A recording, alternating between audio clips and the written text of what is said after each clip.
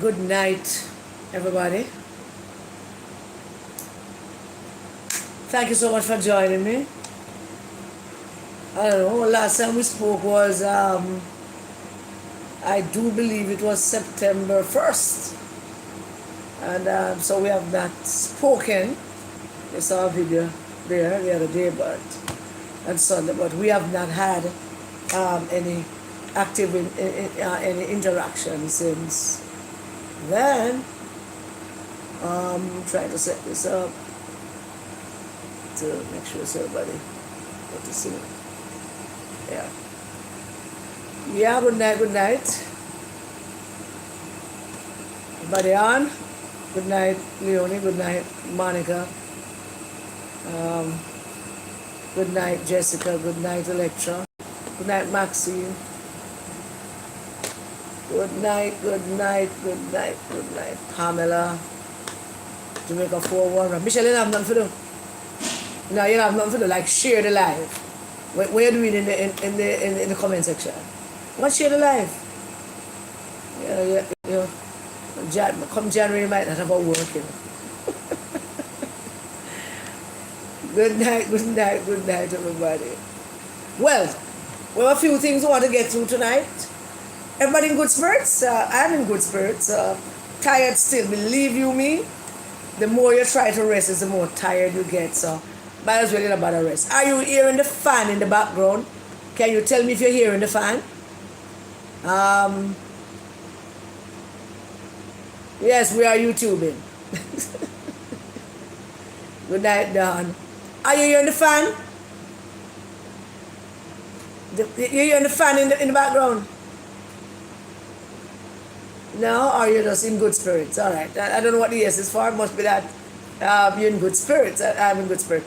Let us start this right by first and foremost send out from this YouTube channel, Royal Jamaican Karen Cecilia Cross.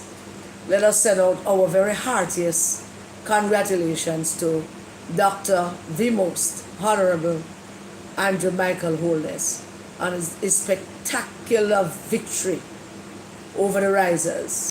Is putting them down in the ground for 5 years of consistent battering and badgering and beating, and the discipline that Mark Golden got on September 3rd. So I want to get that out of the way and congratulate our Prime Minister on that wonderful victory that he so well deserves. And today we're going to talk a little bit about all of those little things. But I want to start in the right way that I should start. And that is, let us start with the ugliest man in Jamaica. A gentleman by the name of Paul Buchanan. And when I was in the PNP, a group of us used to, hang out together, sit together, and eat together at NEC and stuff like that. And we used to make up this list of ugly people in the PNP. We used to have a whole list of the ugliest people. And we have a top 5 and a top 3 and the 2 and the top 2. And I'm going to tell you who they are. I'm just going to tell you that Paul Buchanan consistently not only makes the list, but he's always number 1. Because we usually take a vote around a table. Usually, I'm just the number 1 ugliest man in the PNP.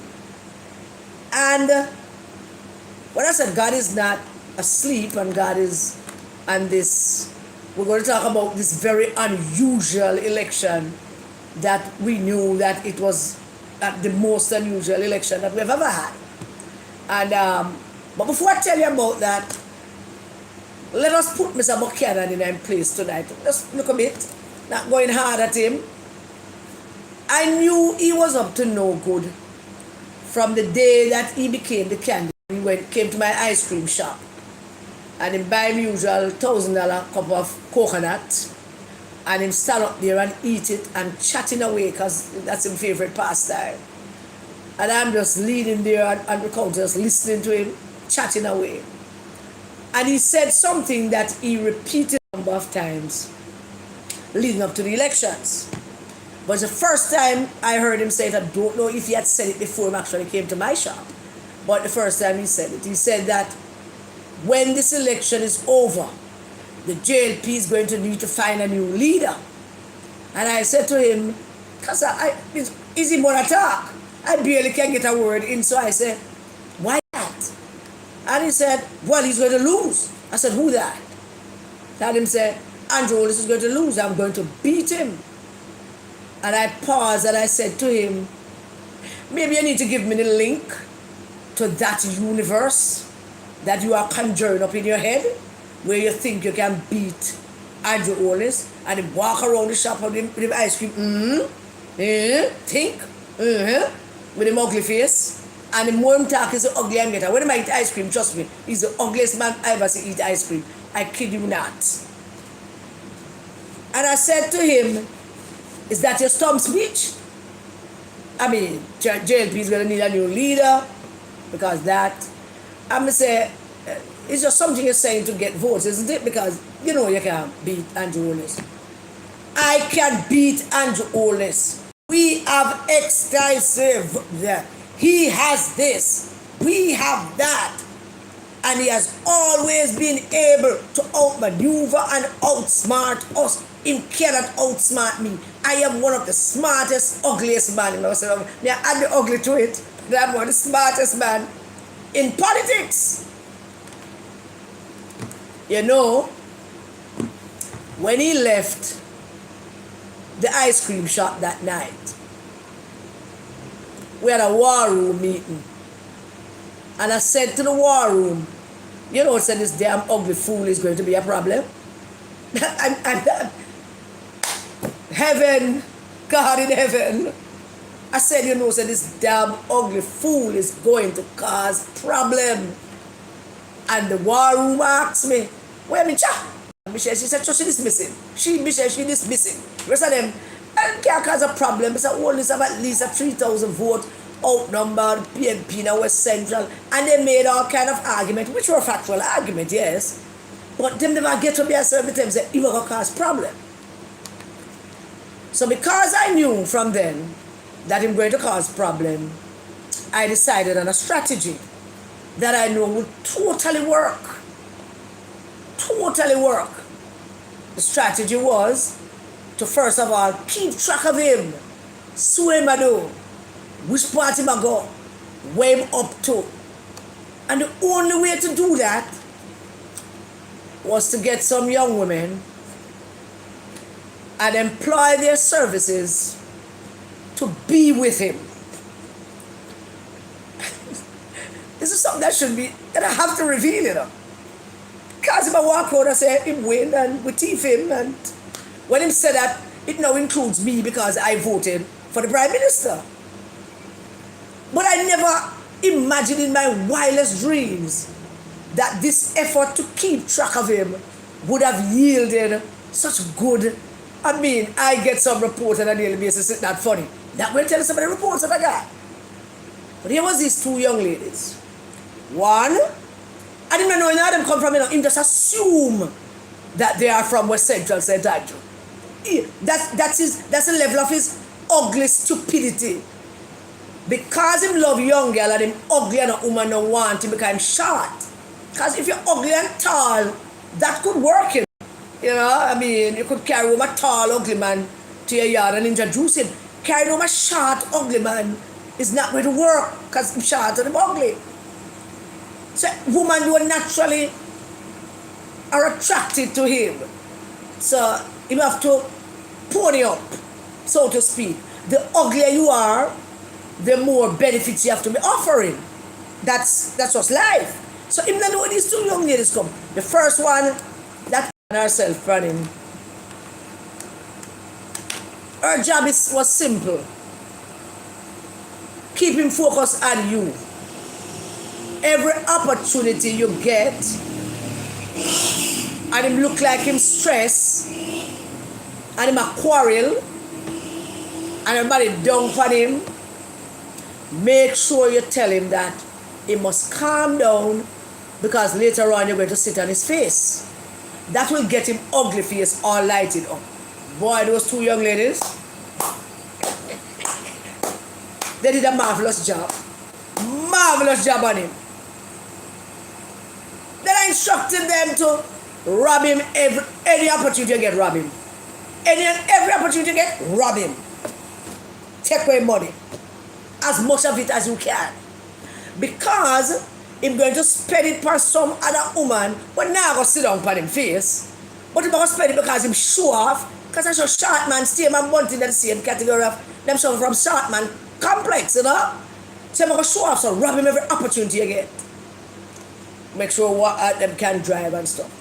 The first time I hear so them him come and report to the meeting that him get some money for some meeting and them thief the money. I laughed till I was dead. Them thief the money.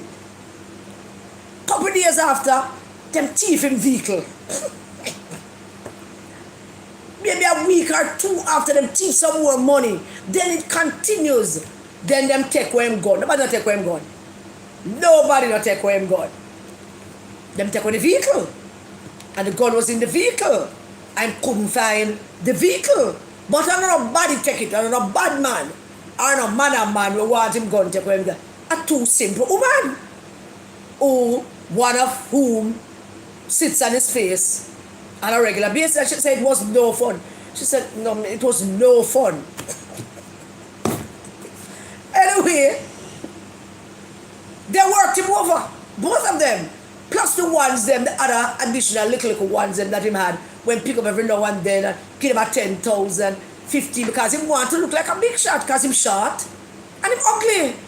So if he look like a big shot, that's where the benefits come in, the dollars. So the workers and the people of West Central St. Andrew couldn't see a set. But it must have up some big money. That must have come from either Matalan money or the Venezuelan money. And we'll go into the Venezuelan money later on. He must have some big money and get some whole heap of bike man will tell him say I'm a bad man. But him can't know say them the man is a bad man. And the man is a bad man. But maybe one or two. But him get a whole heap of bike man. But tell him say them a bad man. Him just find one man and one man go find somebody. Then him go a jungle go get a ton load of other man. To make himself look like him is some kind of Don or he might fight some kind of righteous war and he might have man them and he might have people them. But all along, for the entire duration of this campaign, he was being tracked and kept in line by two simple young women, one of whom has the responsibility and that every time he get agitated, just tell him you're going to sit on his face later. And that should soothe off things. And like the nasty, short-ass, ugly man that he is, he bought it hook, line, and sinker. I mean, he bought it wholesale. I would like to tell Mr. Buchanan that there was a time that a group of us in this country control certain things. And, you know, nobody want to, the diplomat or people from somewhere to come in and them talk to me first. So from the night he called me shop with that argument, he was never going to escape what I wreaked upon him. Never going to escape it. Ever. So, there. Now, for some reason, he also had this thing in his head that he might win. And, you know, I'm doing usual promises with a young lady. So what you want to be. Because when I become MP, I she said, me want to be in charge of the money. And him say, you can't be in charge of the money. If you be in charge of the money, then I will give you somebody. I said, the kind of conversations I get. The kind of conversations I have. He must crude from day one. Because he made his intention clearly known that he intends to cause problem and disruption. Now, every person who will know anything about West Central St. Andrew or voting pattern already knows that there's no way most going to win. And even if Mr. Holness have a low turnout, there's still no way him going to win. A whole host of PMP people did not vote for him. A whole host of PMP did not come out and vote for him either. So he was never going to ever win. The reason why he feels that it is necessary for him to carry on this charade. You might find this laughable, but I want you to believe me when I tell you this. I don't want you can laugh, but I want you to believe me. The reason, one of the main reasons actually, why I'm doing all of this foolishness about filing for this and filing for that, is to impress one woman who promised she come hang with him. That never happened, because I'm me I them. But him no know that. So him trying to impress her. You know that he was a winner. He's not a loser. Loser. And it's a whole heap more things, but I'm not going to talk about all of them. I just want to give you that little part to make him understand that I was never ever going to let him loose in this constituency. By no means at all. But then, up to Sunday night, out of the ice cream shop, in passing through, like a black vehicle, and the megaphone thing, oh, we have been cheated. We won, and they stole it from us. We have been cheated, and I want to thank all the voters who came out in dose of my ice cream shop. Because there is one other special lady, young woman, who, any of some of my ice cream shop, she's going to show up and box him. And I'm not going to be able to do nothing about it. Because it was a careless, slack, dirty man who was going to do what he was going to do and say what he is saying, and that's all there was to it. But everybody know me and know me well that when me I do an operation, me cover all grounds, and him was never ever going to left alone to roam this place. He was always going to be in a whole heap of hot water. Him gun get taken, him car glass broke, him vehicle can't be found, him gun get stolen. The gun was not stolen. But to be very clear about that, the gun was not stolen. Them thief in van, not true. I mean, him just start these things as if they are nothing to say, but you know, it was never ever going to be any better than what it was. And Andrew always beat him straight and fair. Civ Right Gardens, Olympic Gardens, together bring out more votes, maybe twice, maybe a little over 1.5, more than Mullins Gardens can. To be fair, him get a little bit more vote than we got in I don't know when it was, which was 2020 or 2016, I think. He got a little bit more. But him don't win nothing. Never won anything. He just spend up our money on bike man and wanna be so-called bad man, and I want the man them when couple of the man them when hire to drive up and down on bike as an intimidation tactics. Well, the first thing the man them would do, of course, is tell the other man them when they're supposed to intimidate, say, man, I watch that, man, I watch nothing else. So I mean, him just, you have been played, Paul Buchanan. You have been thoroughly played, and you can't handle it. So Mr. Wallace gets sworn in already, and he's the Prime Minister of Jamaica.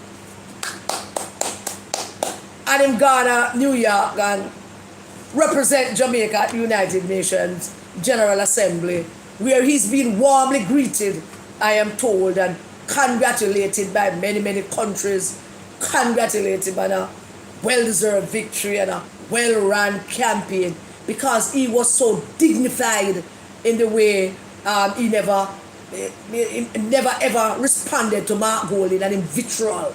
So people were paying attention and they were congratulating him for, you know, how he operated and how him came through. Lots of people down there buying him a glass of free champagne. You know, them having the reception, everybody. So come let me buy you a drink. But it's really free, but he's having a good time. Him look fresh. And and a little bit rested, like him get a little bit of rest, unlike me. And him a represent Jamaica. We sure of that. We absolutely certain that he is in New York representing Jamaica. No doubt in my mind about that. I didn't take any honey. I didn't eat any honey. My throat is gonna give me a little bit of problem. I have to get some honey. So we're certain about that. That the Prime Minister is representing Jamaica down in New York. And we know it's only the Jamaican passport that he has. And we know that no other country can call him on a sidebar and tell him that you're a citizen of our country, so therefore you must vote how you wanted to vote and say the things you want. Nobody can chat to him. I represent Jamaica. We want to say 1 p.m., it still is. So, that takes care of Mr. Buchanan. Not quite today, because we probably will go back a little bit on Mr. Buchanan, back and forth a little bit on Mr. Buchanan. What an election this was. Didn't I tell you that this is the most consequential election of our lifetime? Didn't I tell you that it was no normal, ordinary election? Didn't I tell you that when this thing is over, there are some things that some people will never understand what happened in this election? So let me give you a little bit of background thing and then we'll go back a little bit. Because in order for you to understand what I'm about to say to you, we have to, take it back in history. So I hope I don't bore you too much while I see if I can find somebody to bring me the honey in a glass. So let me get this key, yep, and then let me send a message. So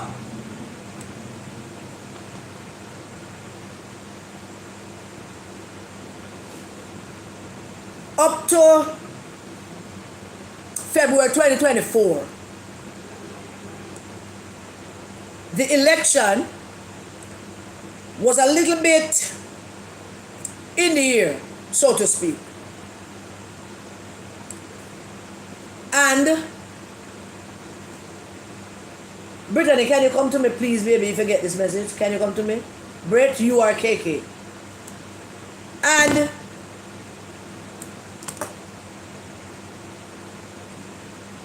there was a time when Mr. Holness and Jamaica Labour Party wasn't all together there in terms of dealing with what was in front of them. It appeared at the time that Massa Mark was being successful in painting Mr. Holness, create a little caricature of him, that this is who he is, him corrupt and him dirty and him thief and the rest of it.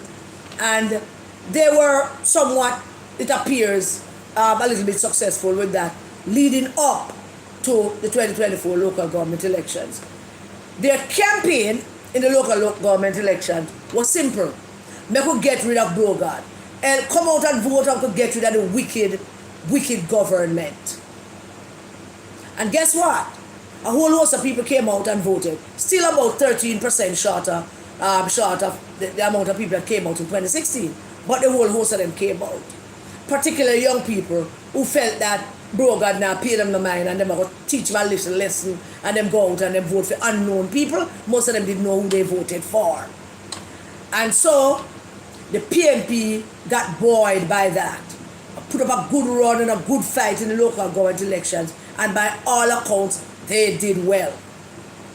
But not well enough. They did not, the kind of message that they had, get rid of Brogard. Simple. We could get rid of Brogard. We could get rid of the wicked and caring government. Very simple message, which is what them should have been using in this year, but them used up that in 2024, them couldn't use it again. And they used it, and the young people who believe that them not getting what they're supposed to get, bought into it. And they went and they voted for them. But they still could not win the local government election in a decisive way. They couldn't carry it decisively. A couple hundred vote there, so 150 vote there, so the kind of climate that existed then from 2023 leading up to that 2024 local government election should have given them an overwhelming victory, a control of maybe all 14 councils, probably 13. You know, that's the kind of climate it was. It was the kind of climate that prepared you for that. However, they took it and they made it out to be sort of what you call it, indictment against the Mr. Oldest and the government. And it is those numbers that guided them going forward. So much so that immediately after the local government elections, they did another poll. They made the Dan do another poll to tell them some other things which weren't entirely true. Every damn poll that the Dan did was not true. We know that now. And them continue from that. Then they, Mr. Holden start go road, start meet up with people, start link up with them little people them, and all the rest of what talk about that too. But I just want to give you a synopsis. I say all of that to say this to you. Some of you who were trembling and worried, and there were some people in the JP that was worried. There were some leaders, members of parliament. Yeah, man, so we know. Well, I know that someone was worried and very shaky and think we now go win and wonder if the beating up of Mr. Oldest was effective enough, and boy, them a batter him so much that Una might not make it. Someone was even making retirement plan. Una can't tell me nothing. Let me know that. So some of you were doing that. But when I look at the numbers that they got in 2024 and the consistent polling to prove to us that they're winning, I felt something wasn't right with that. And that was basically where my head is for the entire time. So I said all of that to say this to you. There was never, ever a time during this election cycle for the general elections, there was never one time that the PNP was ever going to win. Rise United, PNP, that there was never a time, never a day, never a week, never ever, never even an hour in the political campaigning cycle that they were ever going to win. Rallies after rallies, three different parish rallies for each parish. Mark the tour again, and every one of those was reintroducing him again. Whatever, what's the thing? Everything was about reintroducing him. Even when him go to Darlington and go to the divisional conference and talk about him, shoot out some of the people that went shoot. I remember what the word them use. The poison ones them. Him shoot out some of the poison ones them. Even up to that point, him still trying to sell himself and sell an argument. They were not seeing the success of the argument that we're selling to the Jamaican people. They were not seeing it at all. So each time them shape, them sharpen it and move it in different directions to kind of keep the PNP people them to say that, all right, well, win. Then they became the focus that only to be on the PNP people. And if they can keep that PNP base, keep them interested, keep them solid, keep them focused, then that will be it for them. And that's where the next mistake began.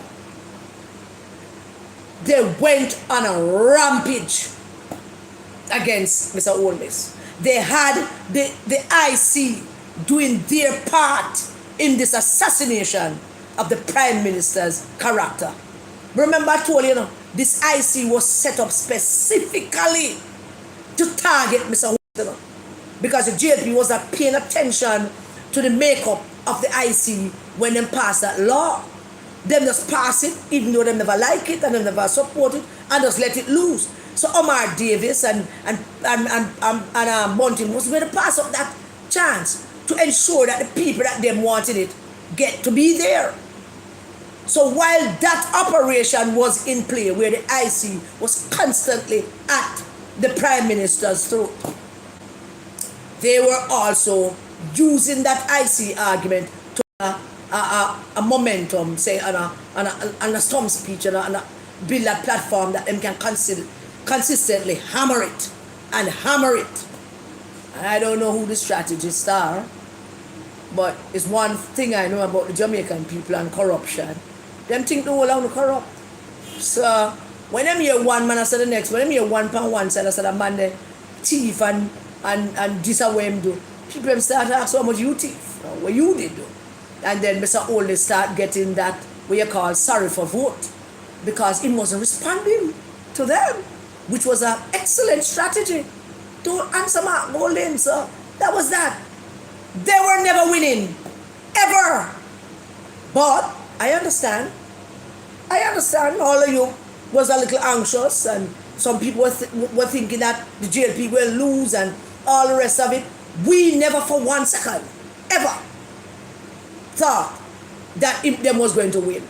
And so I felt the need every now and then to remind you people, and we're going to do a word for thank you later, to stay focused. Because this was never theirs to win. This was never an election that is run by them, for them, or by Mr. Holness and for Mr. Holness. This was an election that was way out of everybody's realm of understanding how elections run. Way out of the realm of them. Remember, the devil take root over there, say, him them a work for, He moved from 14 souls to 28 souls. He having a grand time over there, Mr. Satan. He having a grand time over there, man. He moved from 14 souls to 28. They were never ever going to win.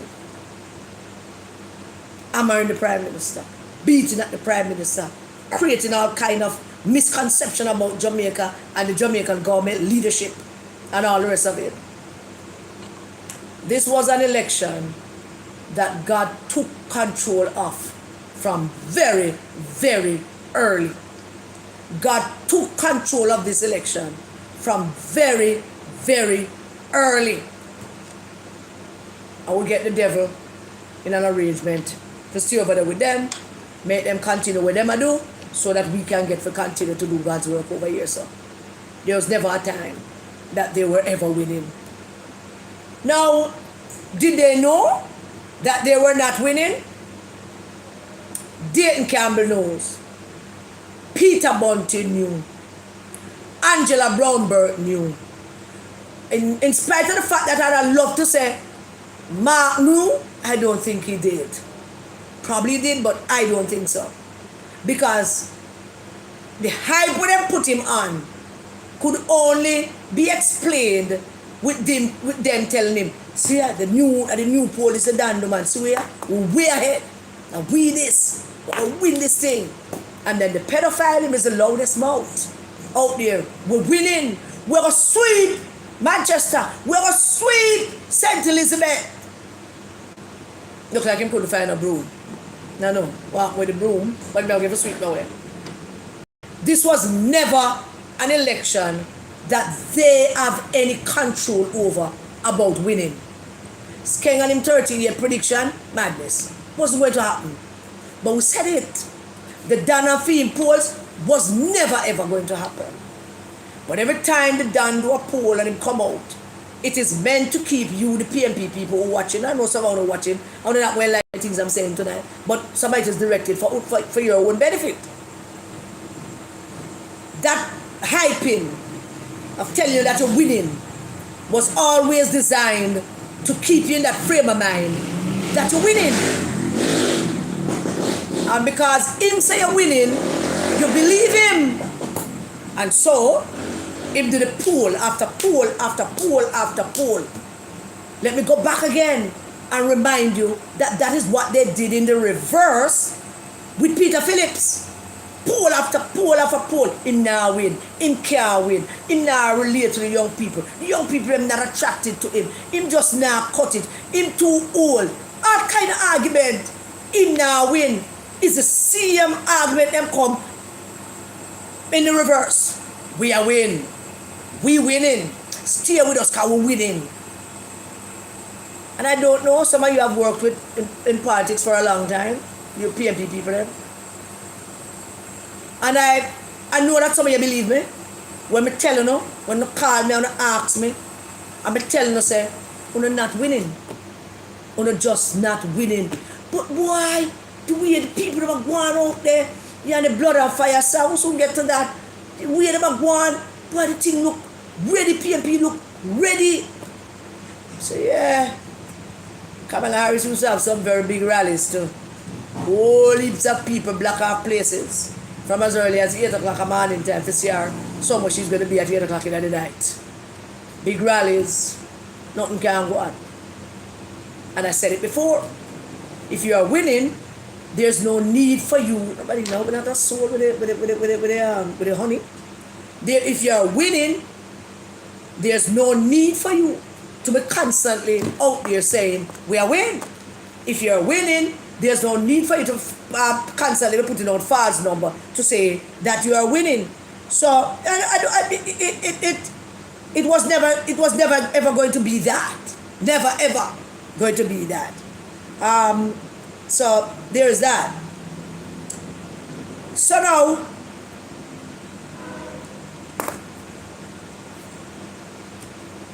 you see that picture I put on my Facebook page in advertising the live? That is one of the earliest pictures of Andrew Holness with some children, looking elated, looking delighted, young and green and fresh, and I'm big pants and him. Look, I don't know, them shirt look like Paul Burke dollar shirt with Angela Blumberg by film. I mean, this the Prime Minister, because I know the Prime Minister's sister used to buy him nice clothes at Macy's. But if you look at that picture, that's when him green and the clothes them look so right upon him, and I try finding footing as a member of Parliament. And you see him with those kids. Little did he know. And Mark Golding and Peter Bunting will never understand. Worst of all, the pedophile, they will never understand this. They will never understand this election. The PNP people will always be baffled as to why they lost, how they lost an election that should have been easy based on all that have been said. But it wasn't ever ours to decide. It was always God's to decide. And what did God do? God found vessels to carry the message that He wanted to be carried. He found vessels, He found Steady, He found Vegas, He found Natalie, JP, He found Michelle, He found me, He found Michelle Perry. God found vessels to carry that message. Unlikely vessels. And if that alone couldn't awake your senses, especially those who claim to be Christians and go to church 7 days a week, and talk about the awesome power of God, but they don't really believe it. Because Jesus spoke about it all the time. You're going to see the power, but you're not going to believe it because you're not really a believer. It was never yours to win. And they lied to you, the PNP people, consistently just to keep you singing the Blood and Fire song. Because that was your motivation. You know? It was so motivation. Every one of us was singing it. Every time the vehicle then passed through in Manchester, the whole of us out of dance. For we are march, I want to salute to. It was very nice. It was never theirs, ever. It was never ever going to be theirs. God found the vessels that He needed to carry the messages that He needed to send out. All of us that was out there, every single one of us, Vinette Amoy Wilson, Velma Thomas, everybody, Jackie Binns, Everall, Malcolm, everybody, all the vessels that God found to carry home and deliver that message to the people of Jamaica. We were just the vessels. God was always in control. It was never, it has never, it is not anything at all that any of us did. We were just the vessels that God called upon to utilize and say, carry that message and make the devil stay over there with them. We were all that. I was glad to be one of them. I am elated to have been one of those vessels that God chose. And while we were throwing at water and flinging stone over here, so for all the vessels that God chose, let me remind you that Moses was not powerful. Moses had no power. He was an ordinary man. He had no power until God gave him that staff, that rod or whatever it was that he had. And God said, go to Pharaoh and tell him to free the people. And if him not free the people, go some bomb And who open the rod and make pestilence. Bob, just do all kind of things with it. It was never Moses' power. It was always the power of God working through Moses as the vessel. And when he reached the Red Sea with the children of Israel, and he said, God, what is this you're doing to me? Me not understand you. You said to lead them out. Look at this big ocean. And God said, look in your hand, Moses. You look in your hand. I equipped you with what you need. Spread it across, sea pass. People go. Fear I get drowned. Moses, them have no power. Daniel in the lions den, Daniel didn't have no power. It wasn't the power of Daniel's prayer. It was God's plan that put Daniel in that lion's den for a greater purpose. It was always God's power and the vessels that he chose to use. I want to miss the most important thing. This is what all I want to miss. Everybody missed it. Everybody, well, let me not say everybody. Some people going to disagree. Some people going to tell me that they never miss it. But you all missed. Not all. Some of you missed. When Mr. Holness started going out and the children, unbeknownst to him, unbeknownst to his people, him coming, some mothers don't want to go to the bank, they call them name, told me that them ears say I come, and them come out with the picnic them, and them stand up with the picnic them and wait on him. And as him arrived, the picnic must let go them parents and run to him. Andrew! And then run up them and then him lift up one. And the next one run up them and then put another one there and lift up that one there. At that time, he was master in the art of lifting up two of them one time. So I put up and take up and then him bend down to their level and I ask them name. When that started to happen, that's when we all knew. But we never know. That is over for now. Completely over. Because God was using vessels like Vineta Moy Wilson and Velma Thomas and Arlene Perry and Michelle Stern and JPU and Mr. Vegas and Steady and Dujan's World and Extreme, all of them. God was using those vessels, all of them, to carry forth his message. But then God stepped it up one notch better.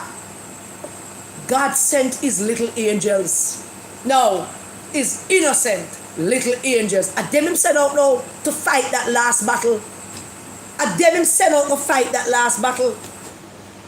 Go and walk with him. Can't get nobody. Go and walk with him.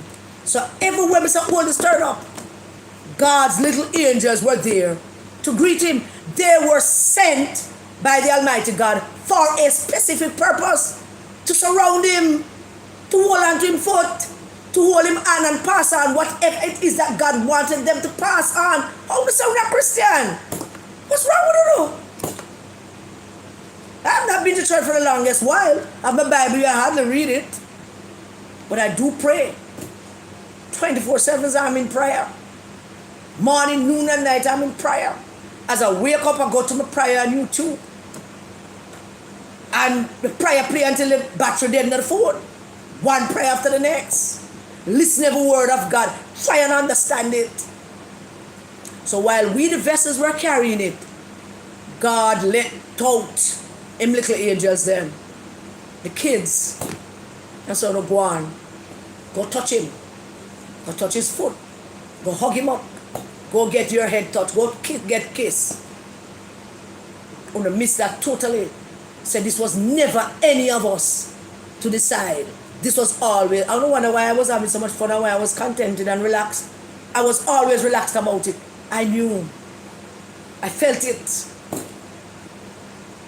I'm a woman of deep faith. I believe in God and I believe in his son Jesus Christ. And I believe in the power that God wields. That invincible power that is not so invincible. But because when Jesus said we must trust him and cast our cares upon him, we really don't. Because we still worry when him tell us not to worry. I was never worried. Ever. Because this was never theirs to win. They were never, ever going to win. On election night, Michelle sit down, my bedroom door open. Michelle she sit down on the balcony right there, so facing. Me lie down right from my bed, watching a show. Not listening to the results. I was watching the show. But the war room was live on the phone, so we were talking. And Michelle said, what watch ya? I bet you go. You know what the result? I said, I know what the result is going to be. I know what the result is going to be. I don't know what the format would have been. I don't know what the root of that victory would have been. But by God, as he seated at his throne, I knew that God delivering for Jamaica. Never have no doubt about it in my mind, while many of you were having that doubt. So they were never ever going to win. Now, I want to say a word to you PNP people, because I only specifically may talk to right now. They lied to you. They have constantly been lying to you. And some of you might even agree that it would have been all right for them to say, we are winning, to keep you thinking that you're winning, to make you do more. But that is not how that works. This is politics. You don't say to people winning when you're losing. You say to people, all right, we are winning that one year, but we need 10 more. You know, so the canvas shows that we have 2,000 and some more. Care we don't know 2,050. That's it.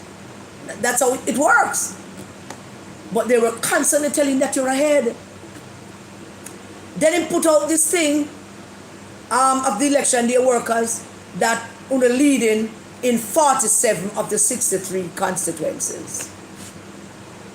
Every time I see that riffraff, that dog, that pig, not a dog, pig, wallowing in mud, every time I see him put out something, his soul is gone, totally gone. We're winning. So the PNP people, them always about them a permacal. Welcome with Karen. Me not understand it. Because they didn't put it out and say we are lead in a 47 of the 53. Them are outlined it, you know. We are leading a 47 of the 63 constituency. I say, yes, I saw it. So we couldn't win 32 out of the 47. That's a good point. Basically, them saying, if you are winning in a 47, if you are lead in a 47, how come you could eke out 32?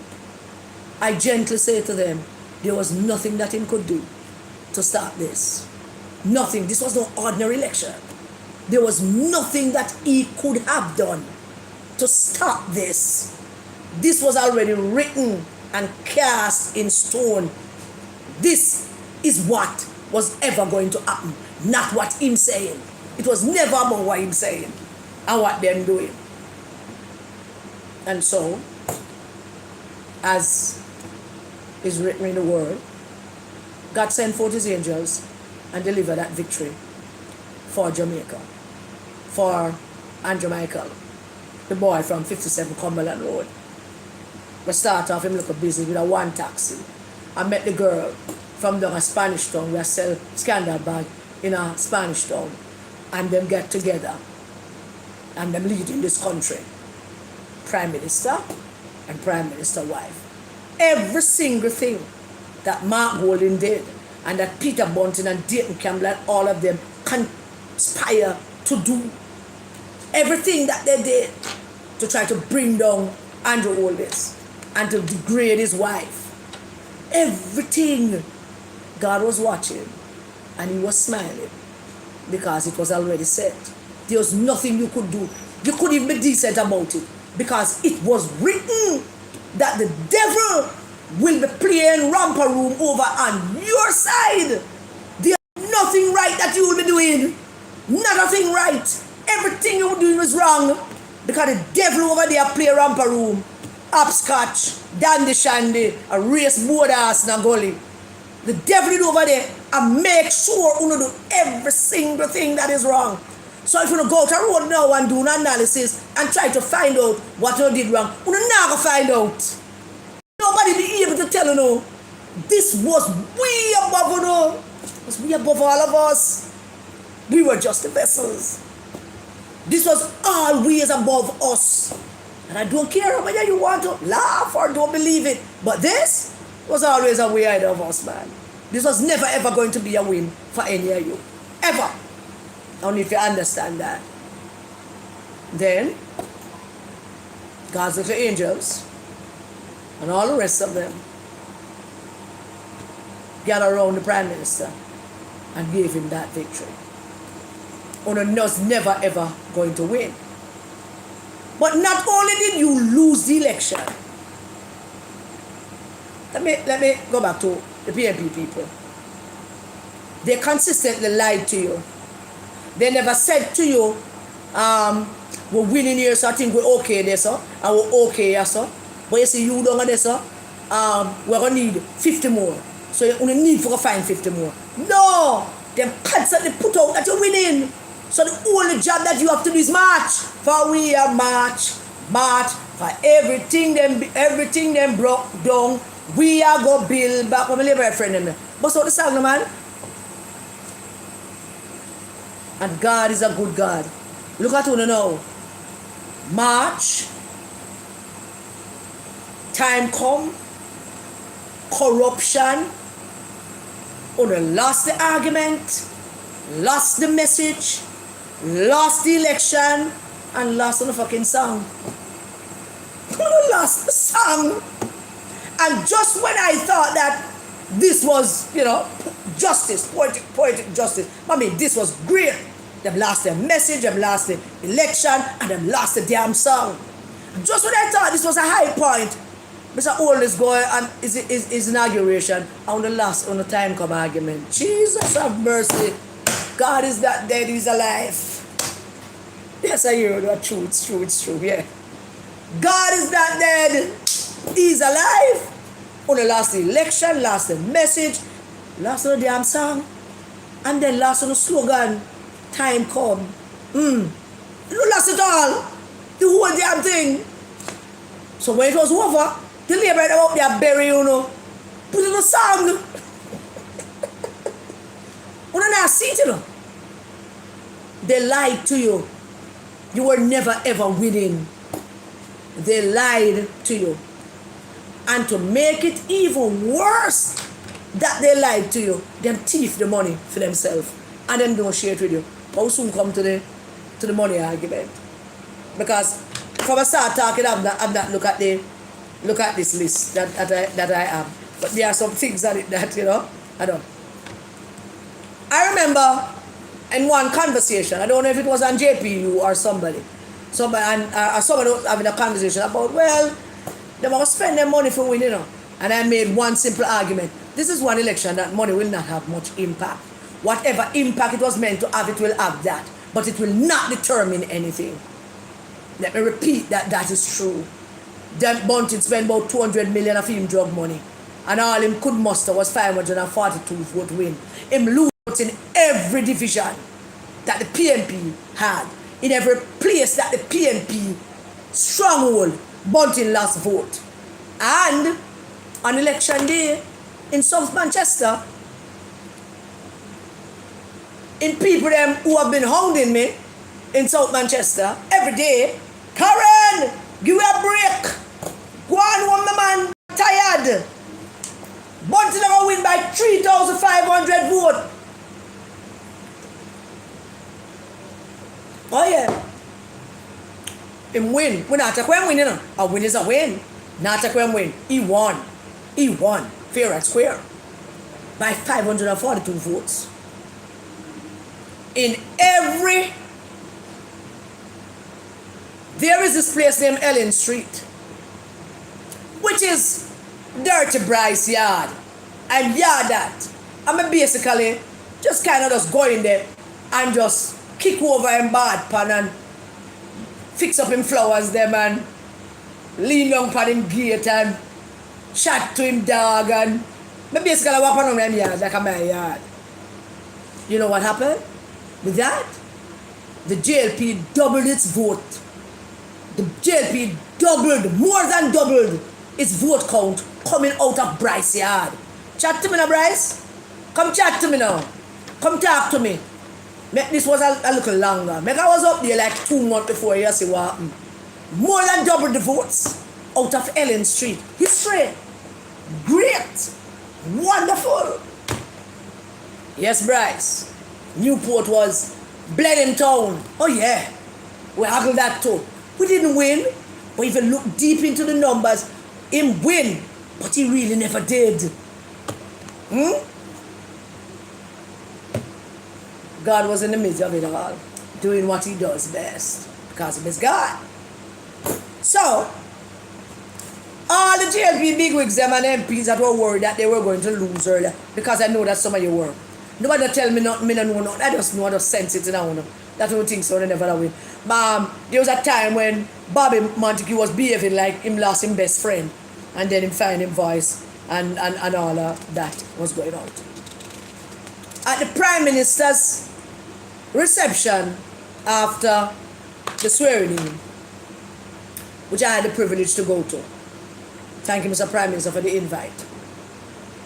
There was a discussion with a group of people, and the discussion was centered around how vitriolic the whole election was, coming from the Rise United side.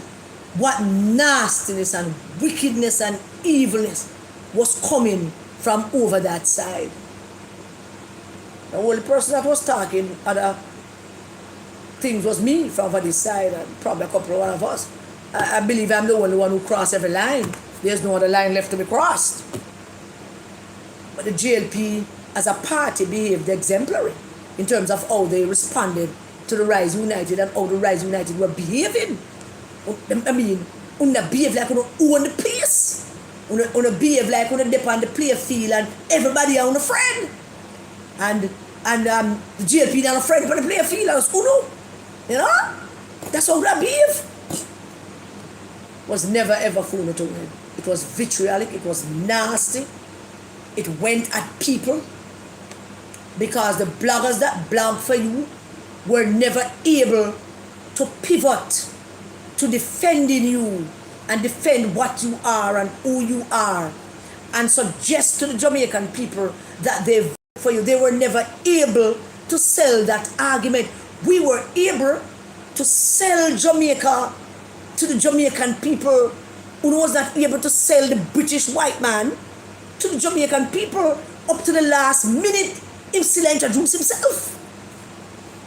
But it was a vitriolic, nasty campaign that they ran against people, against everyone.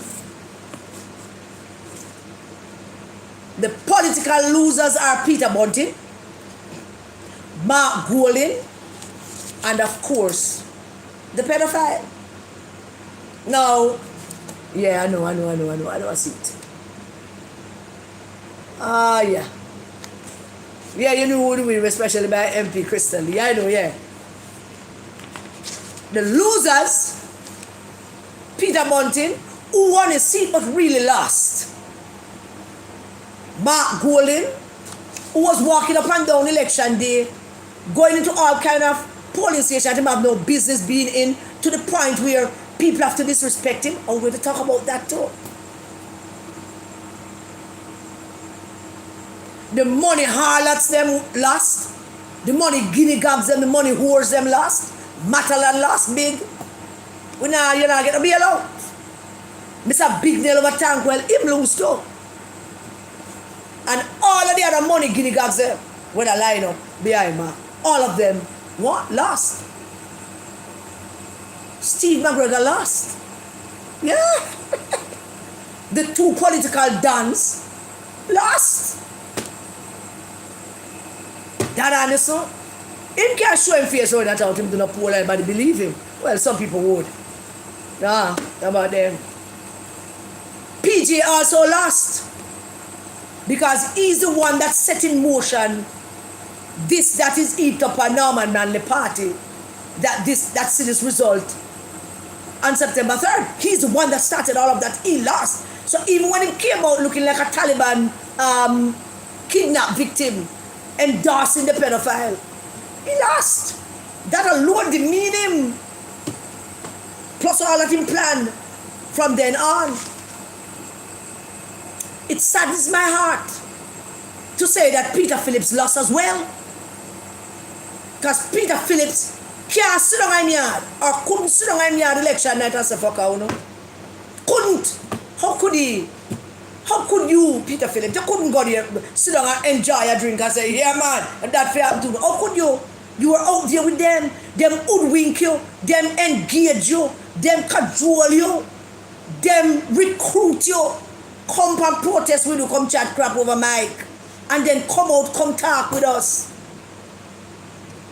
Instead of you being a big man and tell the man and forgot, you know, and light up the man them with some big dirty nice Jamaican words. So make them, what is it we do know? Is it power? What is it? That you would sit back and watch how the man them deal with you.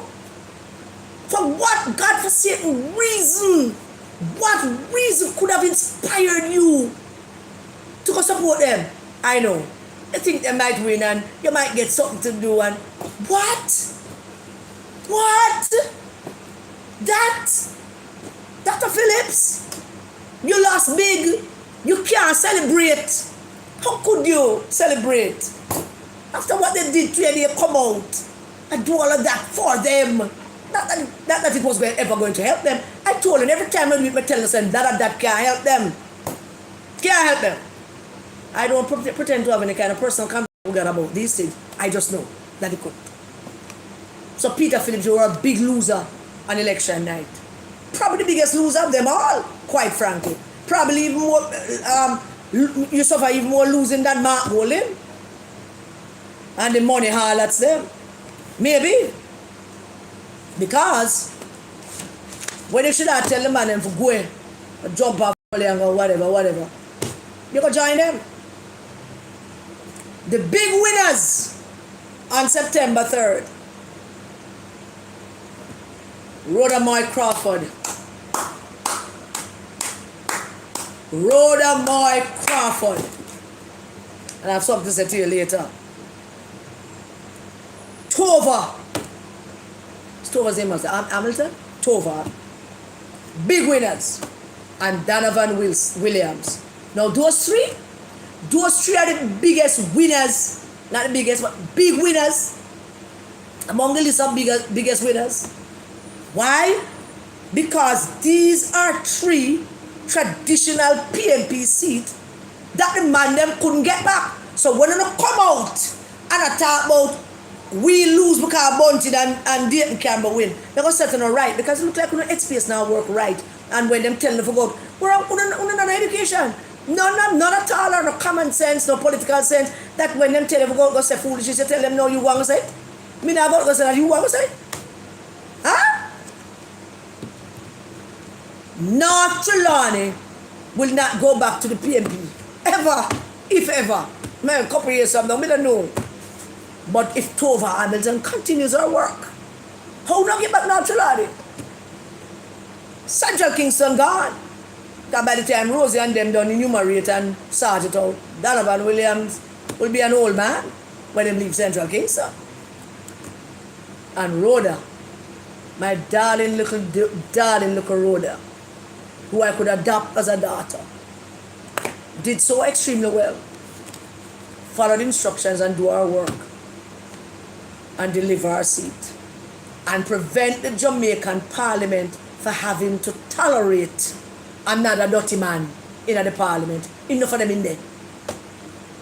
Preventing one more from coming in was a stellar job by Rhoda Crawford. So those three seats, those three MPs were big winners. But the biggest winner of the night was by far my member of Parliament, the most honorable Andrew Michael. Biggest winner of all. Why? They battered and bruised you and lick you down. You have to pick yourself up. Every time you pick yourself up, your pants tear. Your elbows get hurt. I don't know, I can imagine sometimes you feel like you could probably shed a tear or two after what they did, how they went after you. But trust and obey. There's no other way. And that's the biggest winner outside of that election. Now Bunting spent over $200 million. I'm drug money. And still come up. I couldn't even win by 1,000 votes. We lose enough. South Manchester. He won. But yeah. Wanna like the live, no man. The live. Invite some PMP people. Them don't like I much, but them need to hear some of this. The song. We are march. We are march on to progress. Everything them we're going to build back. Everything them take away, we're going to put back. Lovely song. Lovely song. The devil was having a wonderful time over there. Yeah, man. This is the song. We don't want you not play, My Father Barney. That went into hibernation. Jamaica Arise. The PNP national anthem, My Father Barney, was never to be heard or seen throughout the whole election campaign. That mean nothing to who call myself PNP and I call me Labour, right? That mean nothing to who. The PNP anthem was never played throughout the whole thing. Every turn you turn is march. We are march. Every turn.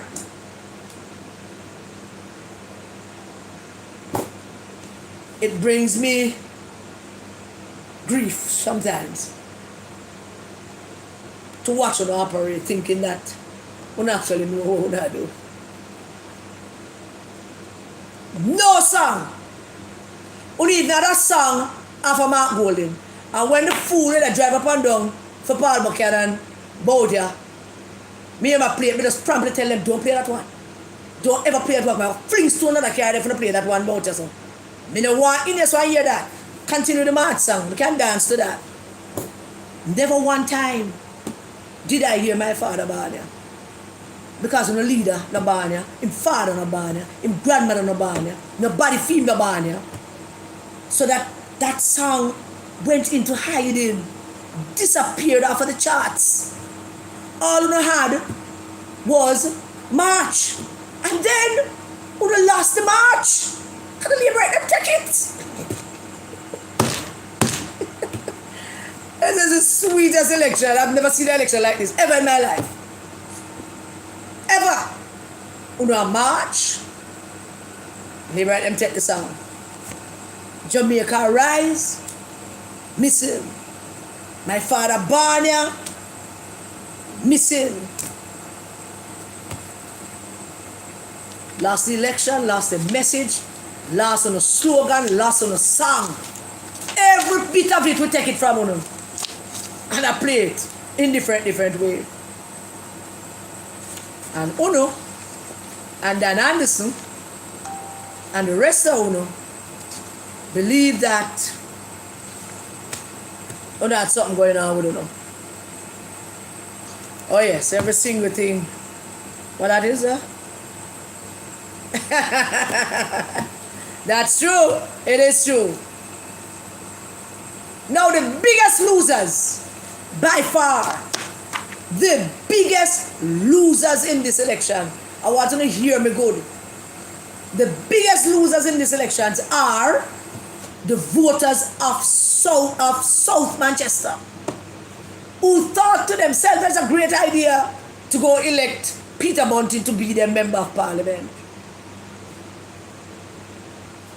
South Manchester is not a poor parish, Well, South is not a poor place.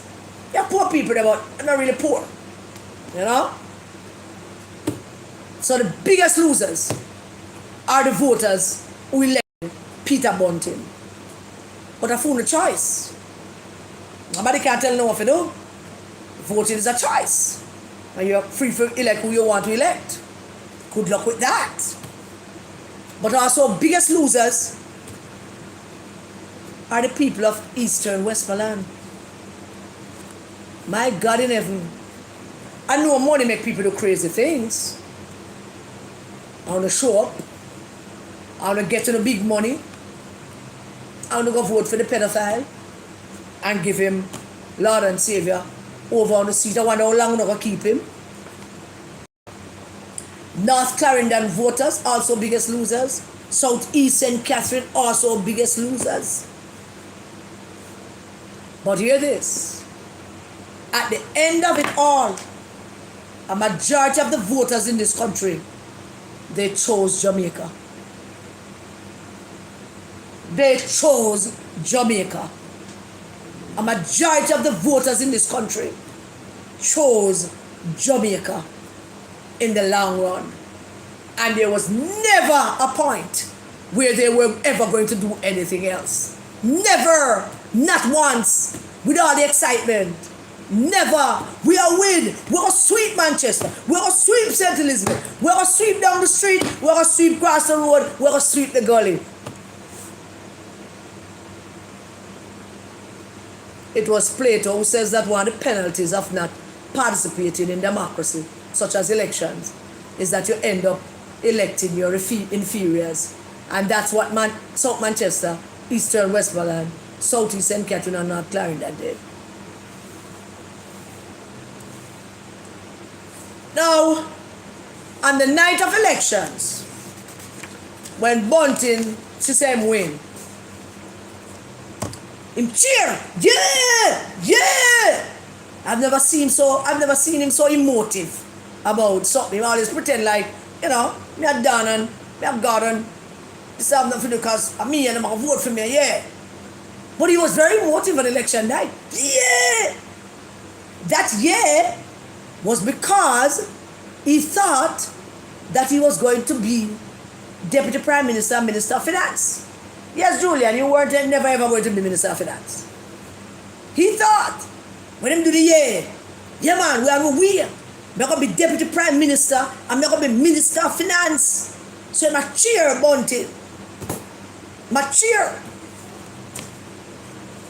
The stupidest voters in the history of this country will forever be the voters of South Manchester who elected this man. I mean, now beaten up.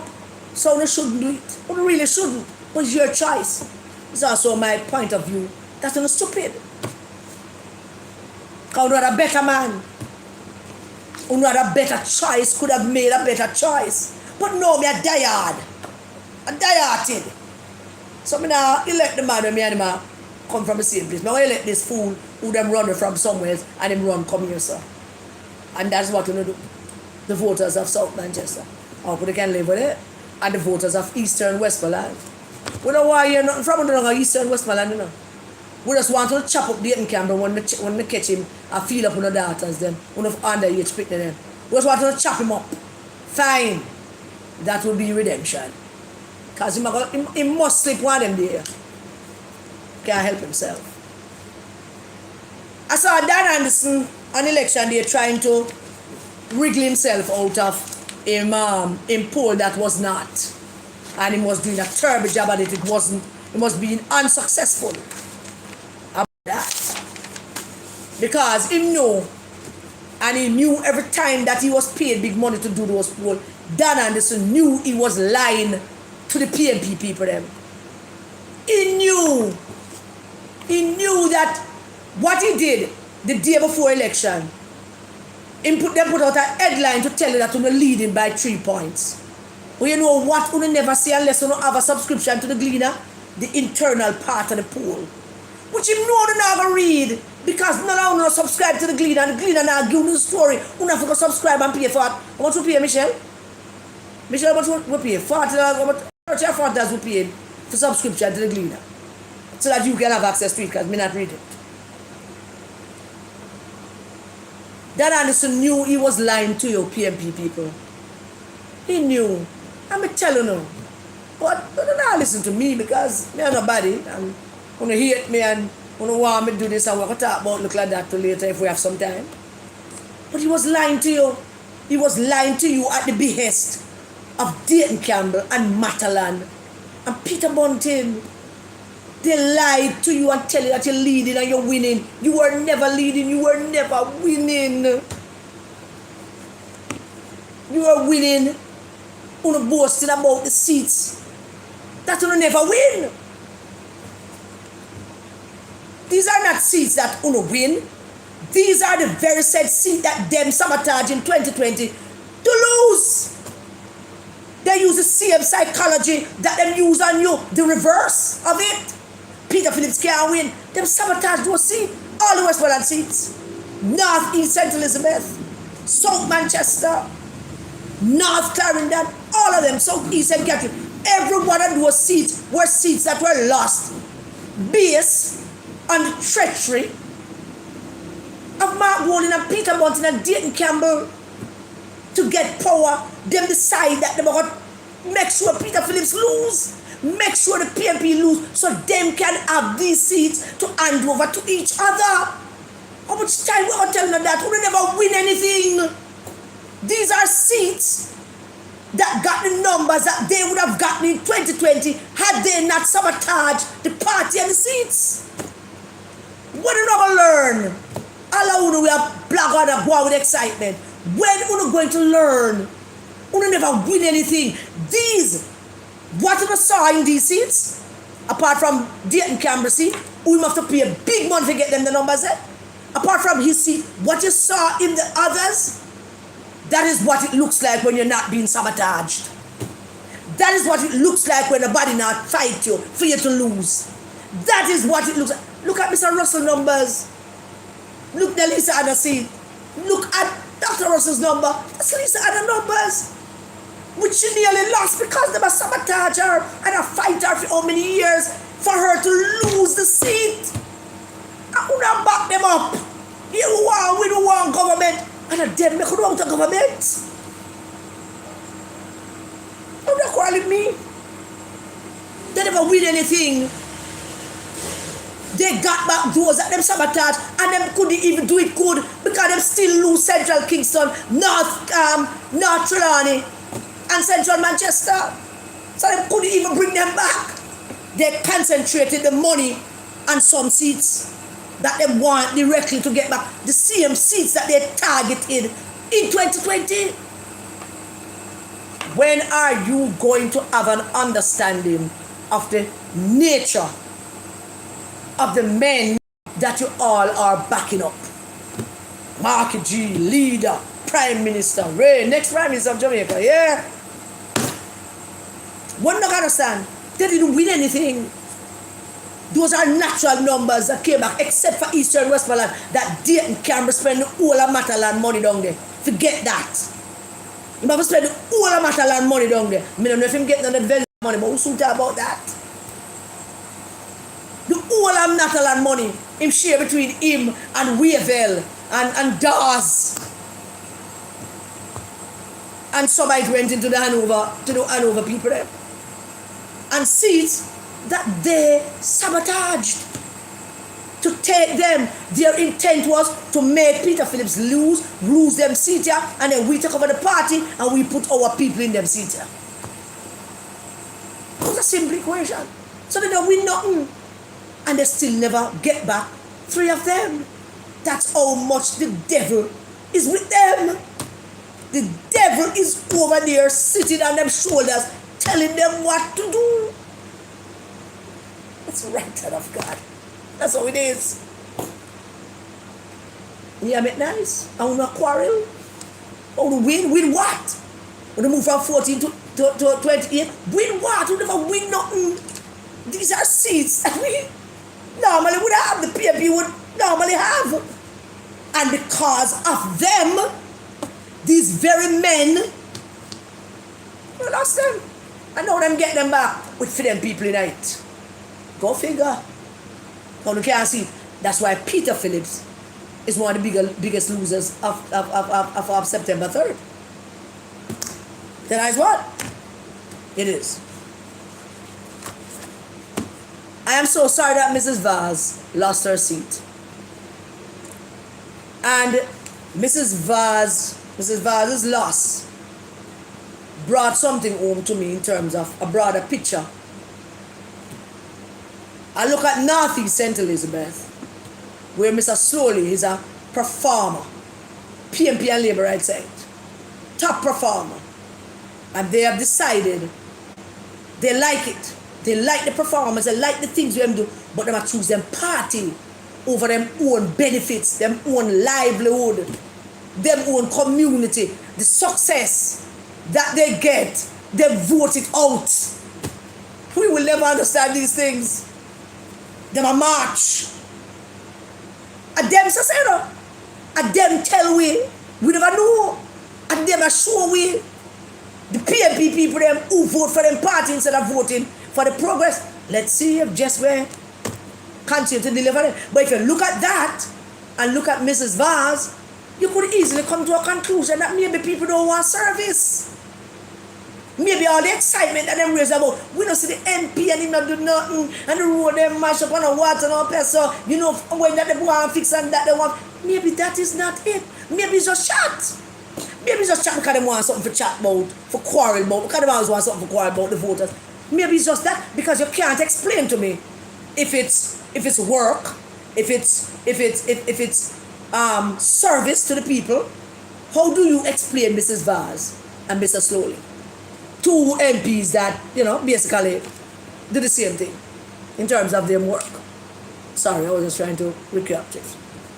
How you explain that? That defies any kind of explanation or logic. I mean, action and it's all over the place. And my cousins, them, I said it on a live, you know. I did a live earlier in the year, or maybe even last year. I don't quite remember. And I mentioned that ISAT is gaining some ground in the Ministerial end. And many of you on the live dismiss me. I said Mrs. Vaz can't lose. I'm telling her that we must stop saying that. But I think Mrs. Vaz got let down by her Ministerial councillor and among other things, you know, that might have contributed to that. Mr. Vaz announcing his departure, saying that this is his last election, could have had a negative spin on that as well. But I do believe with all my heart, that should Mrs. Vaz decide to remain, she will reclaim her seat.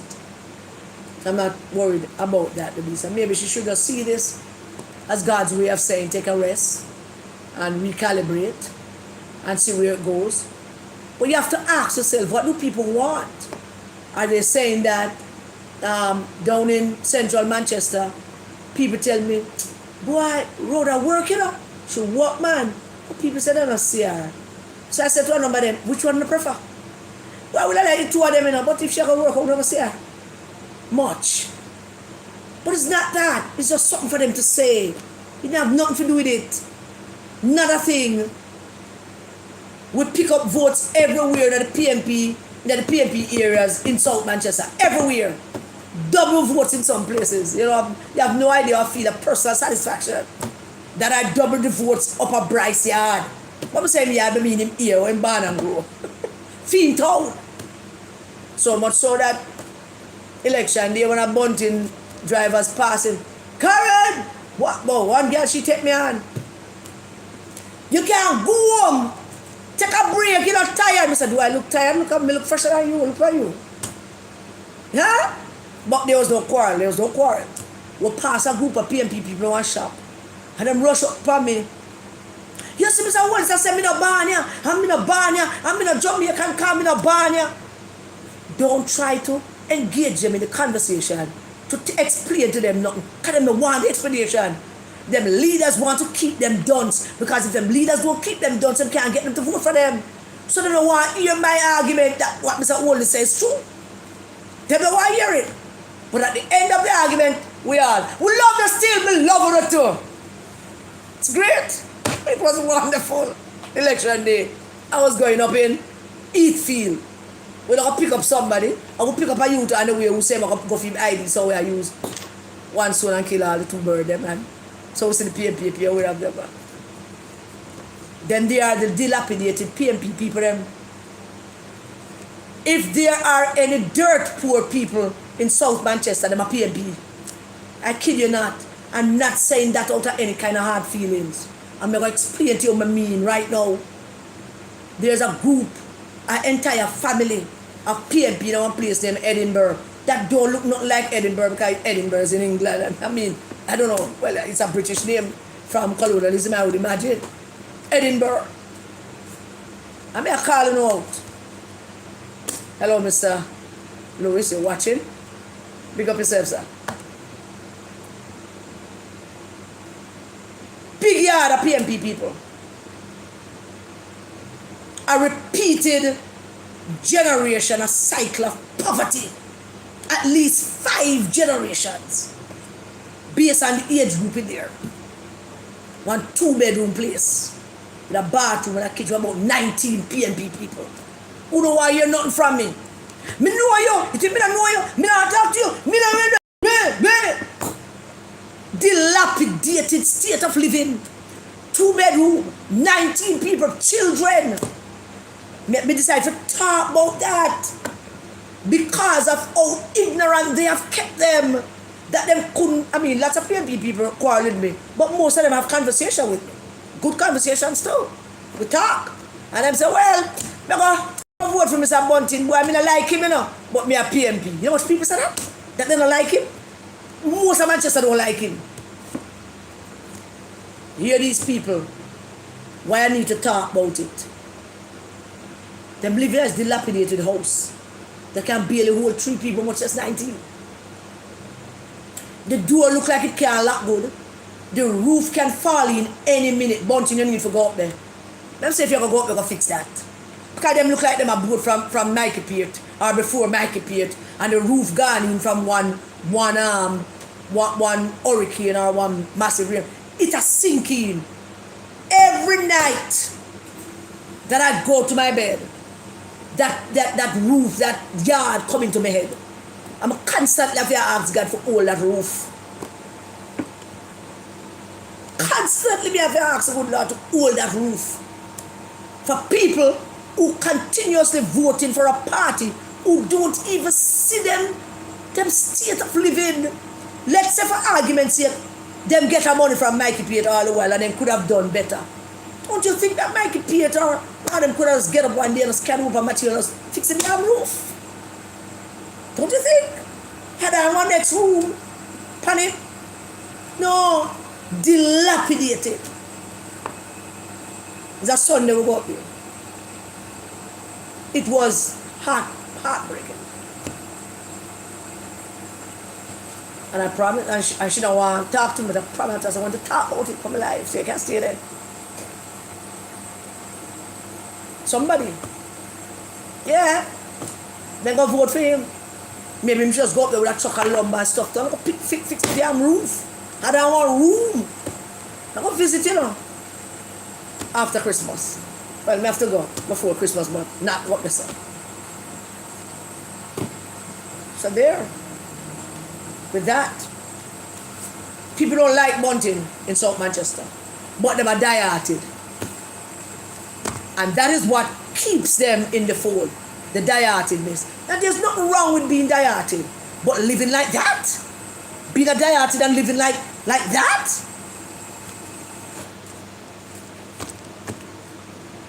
I would say that some of it is not worth talking about. But by and large, South Manchester is not really a poor place, so to speak. Then now,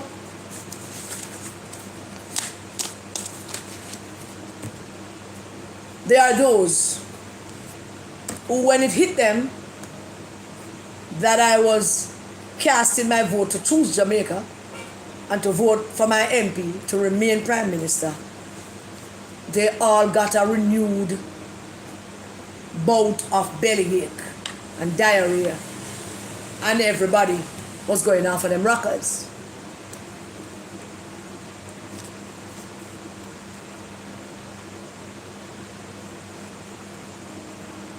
There is a story with a professor who walked into his classroom, pointed out a young woman and said to her, "Leave my classroom, don't come back." And everybody was looking around. What? Yes, you leave my class, don't come back. And she left. And then the professor asked the class, "Why do we have laws? And then some of them say for social norms, for all kind of things. And then one fellow said, for justice. And he said, yes, that's right. Justice. And he asked the class, do you think that what I just did to your classmate, do you think that was right? And they all said, no. We're baffled. No, it was not right. Do you think I was wrong? Yeah. Doing that without providing a reason? Yeah, you were wrong. So then he looked at them and said, okay, so if all of that was wrong, why didn't any of you stood up for her? Why didn't any of you defended her, knowing that I am treating her unfairly? Why? It's a question he asked them. They were stumped. I did that, you said nothing. And you tell me that I'm unfair. I know that I'm unfair and I shouldn't have done it. The question is, why didn't any of you stood up for her? Why didn't any of you say something in her defense? And he provided the answer to them. He said, you didn't because it doesn't affect you. You didn't because you don't want it to affect your relationship with me. You did it because you don't want it to affect your grades, your future, your career, forward, whatever it is you're thinking about. That's why you did it. You did nothing to stop me from unfairly targeting your classmates. Why am I telling you this? Because I am baffled. I am baffled as to why so many of you PNP people came after me for supporting Mr. Holness, for voting for him, for going down to Manchester and support Rhoda and support Damian Young and support Mr. Ives. You're all baffled. And you're not only baffled, and you don't keep your baffledness to yourself. You decided that you're going to go out on your social media and you're going to call me all kind of names and you're going to go at me. Lambert Brown, I see now why you had to tweet what you tweet in order to get back your Senate seat. In his tweet, him called me trash. So the JLP's picking up trash. That's me, Karen Cross. And I'm not going to diss you, Lambert, because I know you're not well. You didn't call it upon yourself. But I don't just say this to you, Lambert Brown. Whenever you and AJ Nicholson link up again and Vincent Morris and all of the man them used to hang out at a certain place that I'm related to, remember kindness. Just that. Just remember kindness. I'm not going to beat you. But remember kindness. Why you feel a need to come at me? I don't get it. And I'm going to explain to you so that you can understand my befuddlement, my lack of understanding as to why you're coming at me. And you have to forgive me. A basic school I go to. But me not understand it, so I need for you to explain it after me say this. You throw me out. Someone would like to say it on social media. It's a good thing. Glad that they throw you out. Something that you don't boast about. Them throw me out. What did I do? I had a discussion with John Jr., send him a letter, have a little talk with him, and I already told him what my expectations were. That John Jr. and some other poo bars are going to call me and say, Karen, come meet with me, and we're going to sit down and we're going to talk about this, where you accuse the General Secretary of the People's National Party of. I was naive.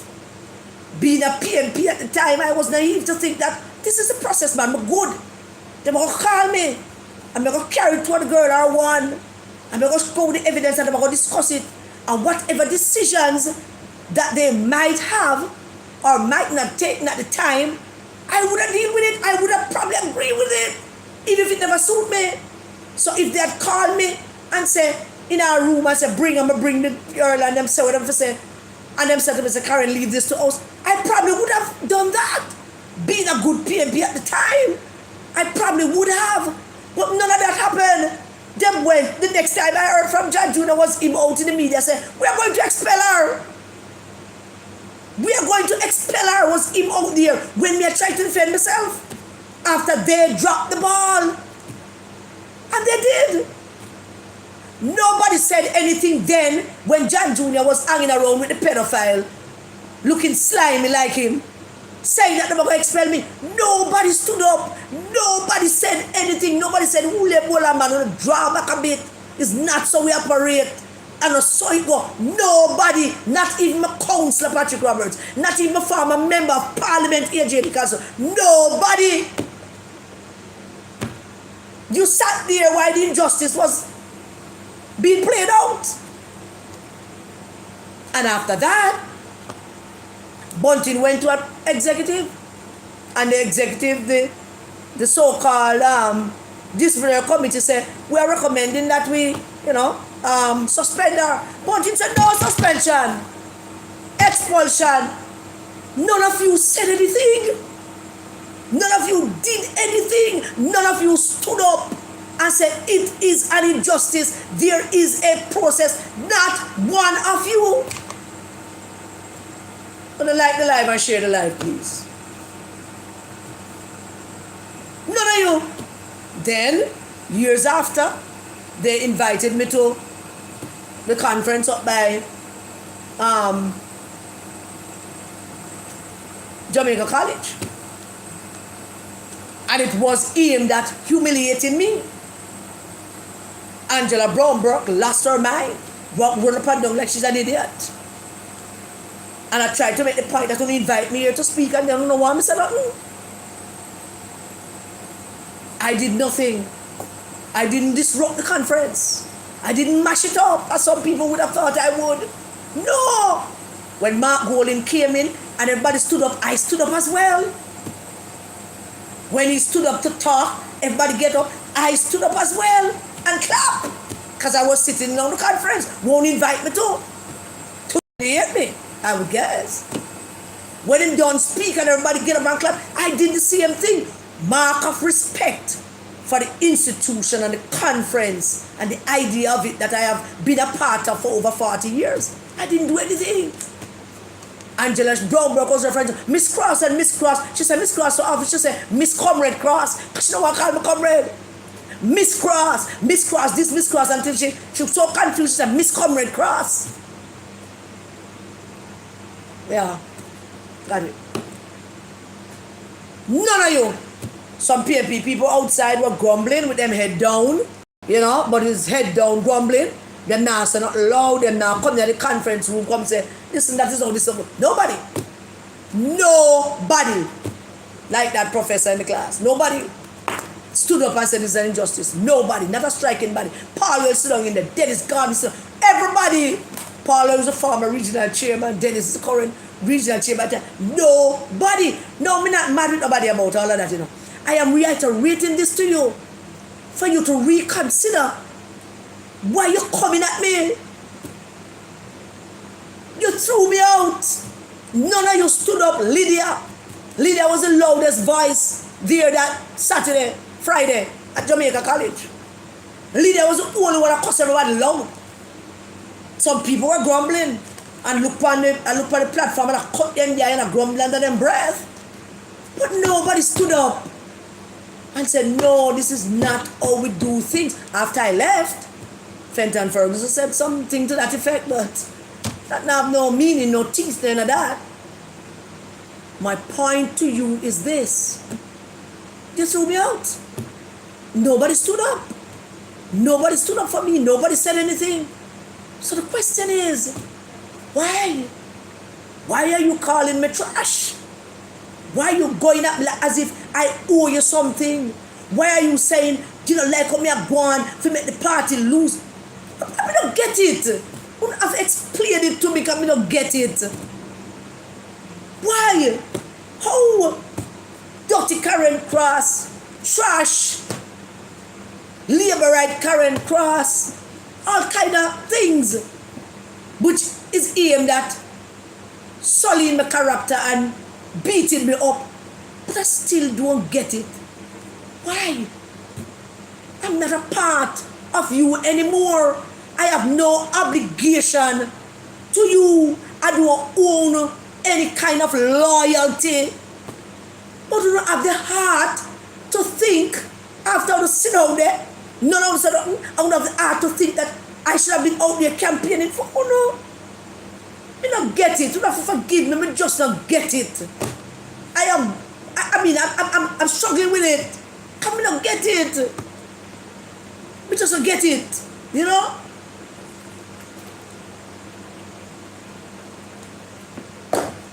The professor asked the class, did you think that what I did was an injustice? The class said, yeah. So why didn't any of you stand up for the classmate? Nobody. Why do you quarrel with me now? You throw me out, leave me alone, man. Just leave me alone. My quarrel was never with any of you. No matter what you say, me not come at you. Because I just know, say, when the depend is, I want to think that you have to have some loyalty to a group of men that have loyalty, that have no loyalty to any of you. Who will discover that in due time? So please, for the love of God, let it go. Let it go, man. I will continue my war with them. I have no quarrel with you. But if them send you out to come war with me, you need to think about that carefully. You need to ask yourself the question, why? Them two are around. Why would I be going out and do that?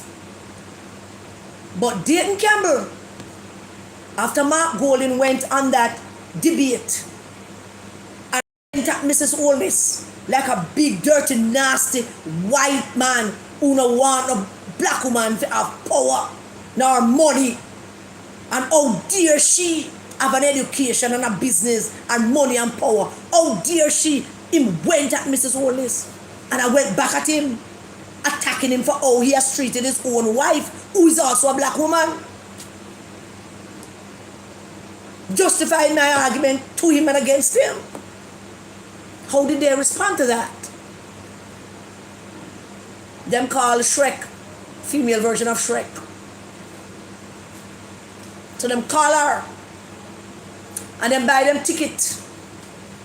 And so they come down to Jamaica. How want to go war with Karen Cross. Now these are people I know. Me grew up, me born a 14 Oakwood Avenue. Me grew up between Marvelly and UNN and Jerusalem. We know them. Our mother lost a daughter and a baby, got killed in a drive-by shooting right at them gate when we were running the presidential election in 2006 or whatever. I'm not going to say all the nasty things I really should say about them. Kind of come from nowhere good. I'm not going to go there. When them want to talk to me, they have to come up here. Me not go down there, go war and argue with them. Not. But them buy ticket for them. Buy ticket for she and tell her, come down here. Come war with Karen Cross. And this woman, her body beat up like an old Leland truck. Come videotape me yard. Pointing people to my house. Telling people where me live. Doing video at my house in a malicious way. See our house there? Yeah, that's where she live. You know when cement hard up and you open the bag and throw it out and the lumps them start drop up? Lumpy body. Beat up Leland truck girl. Call me yard. A video me yard. Because Mark Golding buy ticket for them and tell them, come down here, come war with me. Just like how him set up people in America for protest against Jamaica and foreign soil. And them don't know how to be Prime Minister. And she came. And she went out to my shop. And she video my shop and telling people I shot this one not buying up there. I must say ice cream and go on. See Andrew Wallace over a woman across the road. Dirty Karen Cross. And a Siaga breeder. And the next 1 foot one who live now about catching a Jews that they are back her up a manly. You don't need to make up in the mind how who breed me. Because you don't seem to can make up in the mind how who breed me. Make up in the mind which one of them Abigail belong to. And them carry on about who breed me. Maybe my daughter should change her name to Siaga or Manley. Would I encourage my daughter to change her name to Siaga or Manley? I would have been proud to have a child for one of them, Manley. But, you have to make up in the mind of who? Come cast him to make up in the mind of who? And since you don't know someone, so you must know who. How dare you dating Campbell Mark Golden? You see? Everybody have a right to have them social media page. I say what I want on them page. Say anything you want on your page, on your channel, on your thing. You can do anything you want, say anything you want on it. I'm not quarrel with you. Chat anything you want about me on your social media page. Don't come on my page with it. Keep it over your page. I'm not cover your page. And don't tag me. If you tag me, I'm going to block you. Because tagging me is like you're saying shit about me, you want me to hear you. I don't want to hear you. Keep it to yourself, man. And your issue, not mine. Don't tag me. But keep on your page and say what you say on your page. But to organize people and pay them fair to come down here, come put my little business in jeopardy. Do you know what you have done, Mark Golden and Dayton Campbell? Do you know what you have done, you damn pedophile? I send this woman to come videotape my shop. Do you know how much picnic hang out of my shop? Do you know that them case me out? Sometimes one of them will come and ask me if me are open. That time I 1,600 them up there wait for me if I'm open. And them come to the shop. And them I touch everything. How much it is, how much it is. The same money that it was yesterday. The same money that was last week. But never come. Them sit down at the shop doorway. Them in the shop, them out of the shop. And you are set up my shop for some lunatic, some idiot to come guy fling stone or do something. You have whole for pick them shop. You want to lick chin. I lick for rat trap. Look for one him where tell me say I go to school and I ask him for rat trap basic school him I go. And say yes. Huh? You set up woman. Buy her ticket and tell her to go videotape my shop. And chat crap about my little business. Where are about all heap of children? What happened to you? Seriously? I couldn't even live with the one in my yard. I couldn't live with that. Because you know if a man come down and me have to do me something, he can come. Or get out is another issue, but he can come. My business place. I sell Devon House ice cream. I do photocopying and printing. I sell all heap of school stuff. I expand into all kinds of things. And a little thing, knick-knack. Sell phone charger and stuff. The people them love come in the shop. Because we put foreign things in there too. Them like to look at the bags them. Them like to touch up the something. How much for this? The same price I tell you yesterday. Auntie, how much for that? Didn't I tell you how much for that yesterday? Yeah. 100? No, 150. Oh, me have $50. I'm going to save $100. Hello, the whole hour. How much money you have? Give me all the money you have. Yeah. You took up that, you took up that. Oh, what on here? Go to my shop. That's why I have to deal with them sometimes. Go to my shop. How much money you have? $50? How much money you have? $100? Jesus have mercy. Alright, see the $300 something where you want. And you see the $250 something you want. And when you want again, okay, you take that will cost $300 too. So I'm going to get $250 for about $1,500 out of sitting. Story of my life. My rap book for children during back to school time. Me a rap book every damn day since the election done. Me still a rap book. Sunday night, 11 book me out there rap.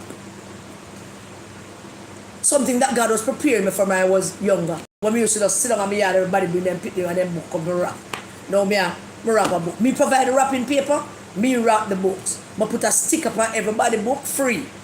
$200 a book. Whole heap of picnic sit down out there and you send this thing in my shop doorway. I video my shop and I point out my shop to people for people to come to my shop to arm my shop. You pedophile and that idiot, half idiot Englishman.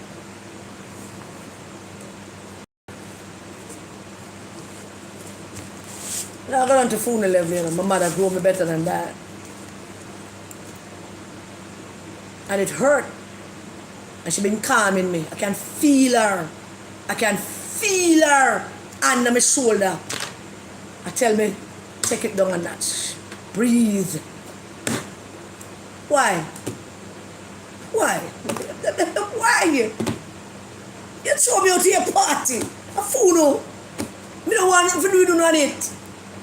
Why? Why you felt the need to buy a ticket for somebody from the slums of Boston to send them down here with them beat up Leland body and Leland truck body and bad hair and bad eyelash and bad wig? I send them to my shop. Suppose some idiot take it literal. I went to the police station and reported it. Take the police visitor a couple of times. I have not inquired whether them serious or no. I know Miss Mercedes also reported her to the police. But me I warn you, Dayton Campbell. Because one them there, I'm going to turn up at your hospital with a placard. Mark pedophile. And I'm going to want how you going to feel about that. Because for all that I have done and said about you, your place of work was never ever in my mind. Because sick people in the hospital. Sick people. I couldn't carry that kind of thing into our hospital. But have you do this? To come put my shop in jeopardy? Are you expecting that there'll be no retaliation for that? Or are you expecting that that will go unpunished or something? Truly.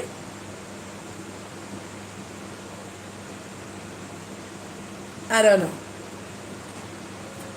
But as I say, the devil has taken control over there. To the extent that you thought, because me not support you, you can buy a ticket from Riff Raff and send them to my shop. My quarrel is not with her. I can't argue with them, the people there. It's very difficult to talk and quarrel with dunce and half idiots. Them going to go down. You can't win. You can't quarrel with half idiots. You can't quarrel with a dunce. Them are going to dunce you up and dumb you down. You just never win. So my quarrel is not with you. Because that's not the quarrel I'm going to win. Because it would require me going into the mud and me not playing in the mud.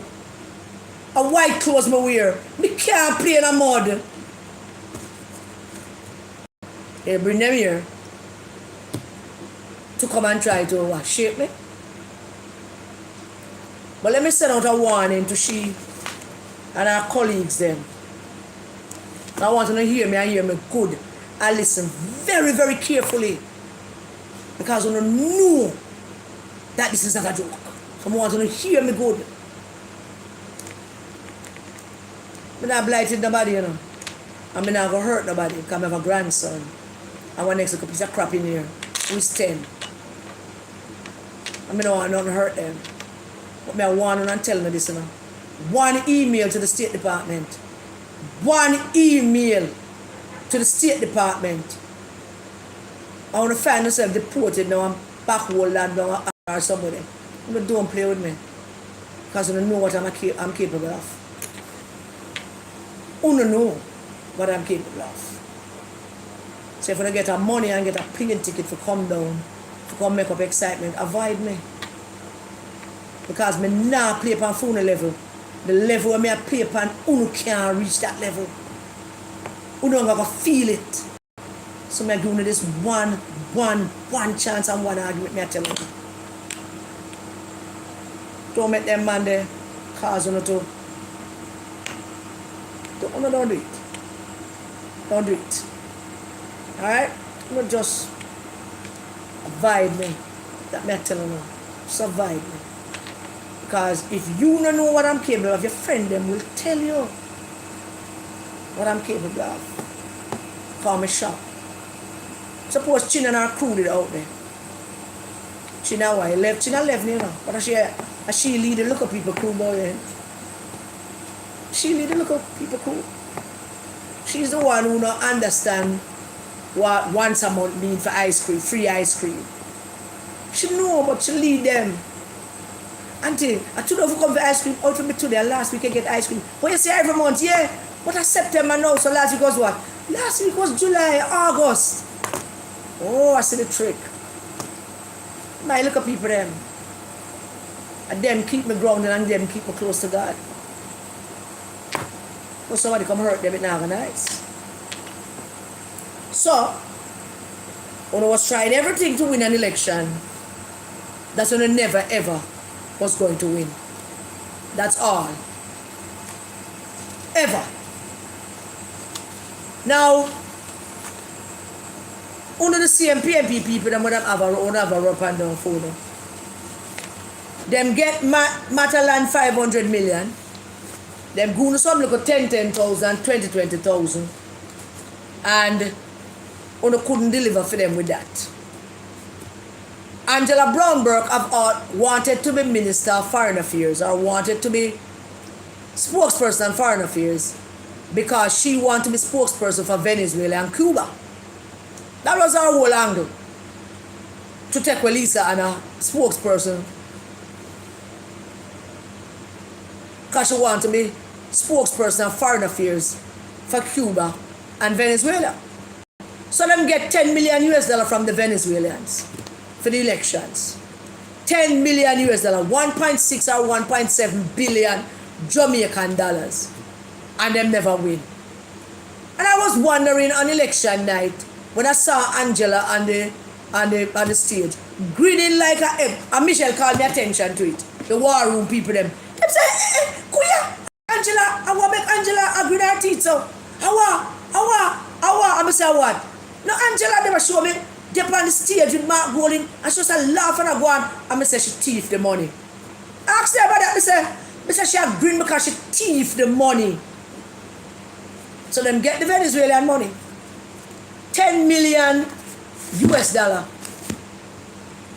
Run some look at 10,000, 20,000 a pound. I don't wonder why you know wait. Because them thief the money, them never that go no. Them not think say who deserve money. Them not think say who have money. Them can't go no 10,000 and 20,000 and I want $50,000 and you know, no good. So election done and she was greedy her teeth. I mean, when she greedy like that a money thing, she thief the whole of the money. Me say to Michelle in the night, as God is my witness. I say to her, whenever I say, Angela laugh, oh, sweet Angela, she don't lose. I say, thief, she thief the money, man. Thief, she thief the money. So she have the Venezuelan money. And Dayton can spend Matalan money. Now all of the excitement what they came out with after they lost, talking about thief in election and them want count and them thief and with this and with that and we're going to do this and we're going to do that. All of that was just a performance for the money guinea got them. For Tankwell, for Mr. Bignell and for Matalan and all of the other Jewish contributors them. All of that was to perform for them. Why? Because them take the people their money and Dayton can be decided that he must concentrate it, not just some seats where he want win. He must take it for himself because he needed every dollar. And when you believe me when I tell you he needed every dollar, not even 2,000 people willingly came out of East and Westmoreland to vote for him. Not even 2,000. He had to pay for every single one. So him and Angela, I must him and Angela they are in charge of the Venezuela money because I don't think nobody know Mark. And Mark don't know nobody. He have no relationship with nobody. I don't think Mr. Maduro know him. But them know she. Maduro know him. Maduro know Paul too, but I don't think Paul is a part of them thing anymore. Well, I don't know. But I know if she collect the $10 million from Venezuela. Now, at the time when I'm out here, I spend a quarrel with me. So I asked her about the 10 million US. Ask her about that. 1.7 billion Jamaican dollars. And how much uno get? How to go march. And everything them pop me, we're gonna build back. I want the song, you know, I want to play it tonight. I think we should play the song tonight.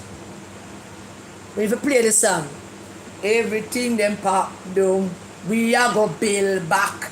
We are gonna build back better than before. Hello. It's an amazing thing to see the Labour them sing that song, you know. It is an amazing thing. Take the song and sing it. Don't change a thing. Just sing it. And dance. And bury those like Miranda. Look how them bury Miranda. No, with all the Miranda going, I thought that Miranda would not get a proper, but Miranda looked like she was very well loved in the place. I mean, Miranda had about 9 funerals with some spacious coffin. I mean, Miranda was a woman that was well loved. Gosh. Whoa, yeah. Everything them pop though, we're going to build back. Now,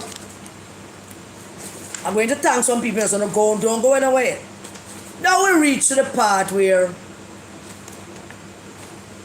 the swearing in of the Prime Minister and then the Parliament. For we are march, march, march, and we are march, march, march. Come on, Labour. For we are marching on to progress. Time come, make we sound the alarm. What me that's my liberating for who did I sing? Hey, big up Hey, Wetty, big up yourself. Big up Wetty, we still talk about that. Hello, no shout up Wetty then. Share the live for me now, Wetty don't Tivoli get the live. I don't know if Wetty my friend, come in on this. I am not going to water down the truth to make liars comfortable. Not at all. I'm always going to speak the truth. The inauguration of the Prime Minister was a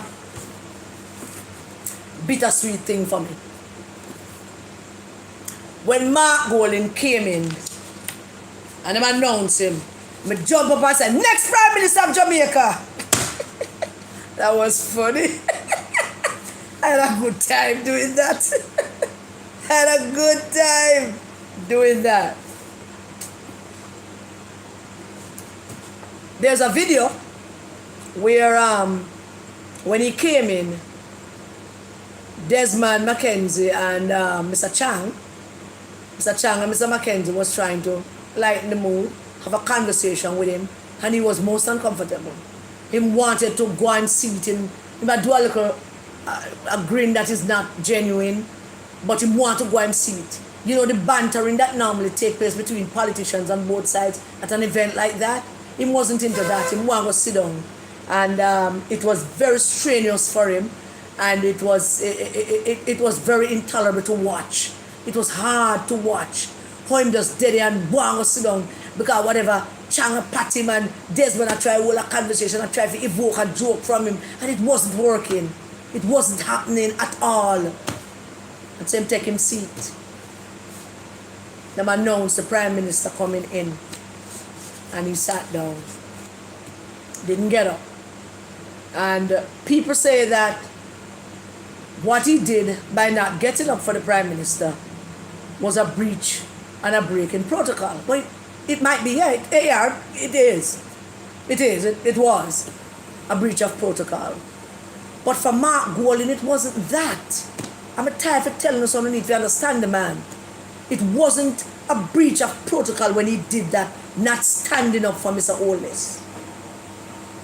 It was a complex thing about him not to stand up to them mania.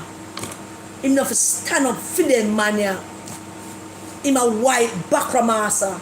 Him own slaves. Him still collect money from him slave owning past. Them mania. Him not supposed to bow to them mania. With him female black wife sitting up there. Him together with female black wife. Him nah get up. In very nature. It was a planned thing. Him never intended to stand. Why should I? And I stand up to this boy from 56 Cumberland Road. No, I stand up to him. Come from Britain. England come from, if they come from, or Israel I want in place. It wasn't just protocol for him. It was deeply personal and deeply hateful of Mr. Holness and envious of Mr. Holness's position to be sworn in again as Prime Minister when he feel like him is more deserving because white. It's not that because him made a better case or campaign better or said some wonderful thing that he believes the Jamaican people should have listened to. It was all about envy and grudgeful and bad mind. I'm a white. We're not supposed to bow to them man here because I'm a white. So we can keep an argument about protocol. Him just brought his nastiness there. He never intend to have no discussion. Him not carry Sandra. I figure Sandra said she not going to the losers. I figure that. Sandra decided she not going to go the loser. Losers, ma. Loser. She not stand up. And he came to show us all black niggas on there. Said, nah, stand up. Which part of that you don't understand when we talk about protocol? Don't give a damn about protocol. This wasn't ever about protocol. This was about him being superior to us and enough to stand up for another way. Least of all, Andrew Holness, who he has branded a crook and a liar and a thief and a criminal, being sworn in for the fourth time as Prime Minister of Jamaica. And that him can't stand. That is what him stand up for. That him can't stand that. He came, Natalie, Nita came with him, Tony Hilton is in handbag, so I'm going to go with him. And I saw Angela Brownberg hovering on the edges of the tent, one of the tents. So that was us them four. Big up West Central St. Andrew, no show up for the MP. Why West Central St. Andrew have a whole, look like West Central St. Andrew have two big tents. Big up on yourself, West Central St. Andrew. Tower Hill and Binge Road and Mall Road and Civ Right and big up on yourself. Four of them came to the swearing in of the Prime Minister. 28 members of Parliament in the opposition. All of them received invitation to the swearing in ceremony. The protocol office confirmed that. They were all invited. And they chose not to come because they were going to offend Mark Golding. Or it could be something else. But it got me thinking, and I said, when did we get here, sir? When did we get where somebody win and somebody lose, and all the losers them show up on the winners thing, and everybody a laugh and a drink something? Michael Phillips didn't show up. None of the new risers didn't show up. Dwayne Vaz didn't show up. Him is not a new MP. Him was before. We never expect Bunting and the pedophile to show up. Them can't show them face in any place that I am going to be. Well, Bunting can, but the pedophile can't. Nobody showed up. Four of them showed up. Is it Mark who tell them not to come? Or Damien? None of them showed up. Denise, Fitz. None of them. I didn't see one of them. When did we get here? When did it become so vitriolic and so vicious, so hate-filled? There used to be a time when we out here war with each other and them in their backslap them one and drink champagne and congratulate themselves for being masters of the universe. When we out here beat up one another, so we don't like a girl like a Shava and green and we don't like a boy like a Mava and orange. When Paul will have anything, labor rights full it up. Him never show up either. When did it become this? We don't need to think about it on the risers and PNP people. When did we arrive at this point where a national event as the swearing in of the winner was not attended by the vanquished? When did we reach here when everybody, and when Mr. Holness made a joke about time come, if it was Portia, she'd be dead. She'd be dying with laughter. Peter would be dying with laughter. Peter and everybody would be talking. Deep, honest, good conversation. So it would have been PJ and Omar Davis and Danny Buck, AJ, because all of them would have been there having good conversation. What happened? What happened? What has happened? I would wonder why would have been in the wilderness forever? What the hell could have happened to keep you away from this? Is it just him who don't want to offend or who feel funny about it because of how they have treated Mr. Holness? What could have inspired you all not to show up? Because you don't get an invitation. And I sat on the veranda of the old Jamaica house, me and my crew from Tivoli, Wetty and Karen and must say Letty or hear me Wetty. Do not quarrel me if you don't remember the name, you know. But I remember Wetty. I would basically sit down there at Old Court. Me sit down, me and Wetty, we are all wandering. And everybody that passed, Wetty call them over. Tufton, Chris, come over here, son. Come talk to Karen Cross. Terry Lamb, come talk. We had a good time. One person showed up from the opposition. Chris Brown. I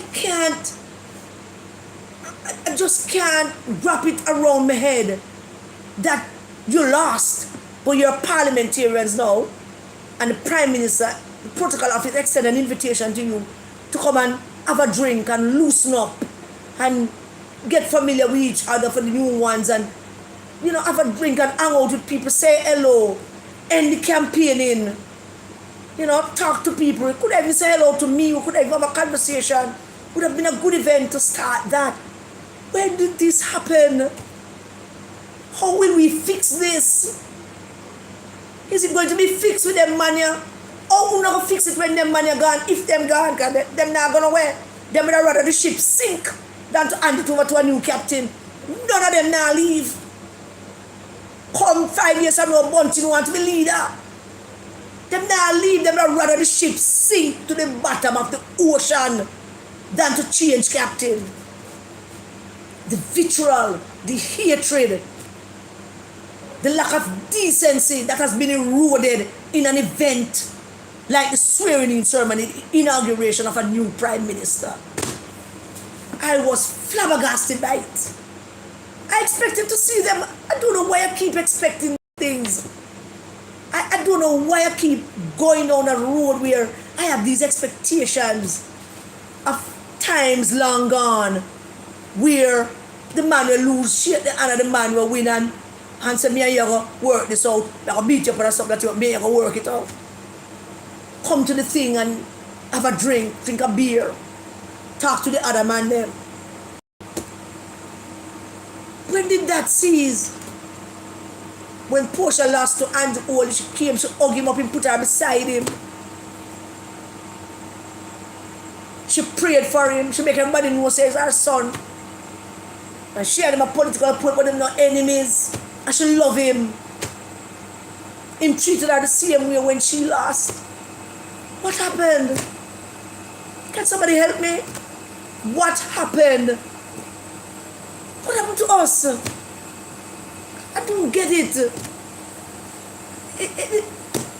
The people that go show for the inauguration, them show for the little gathering.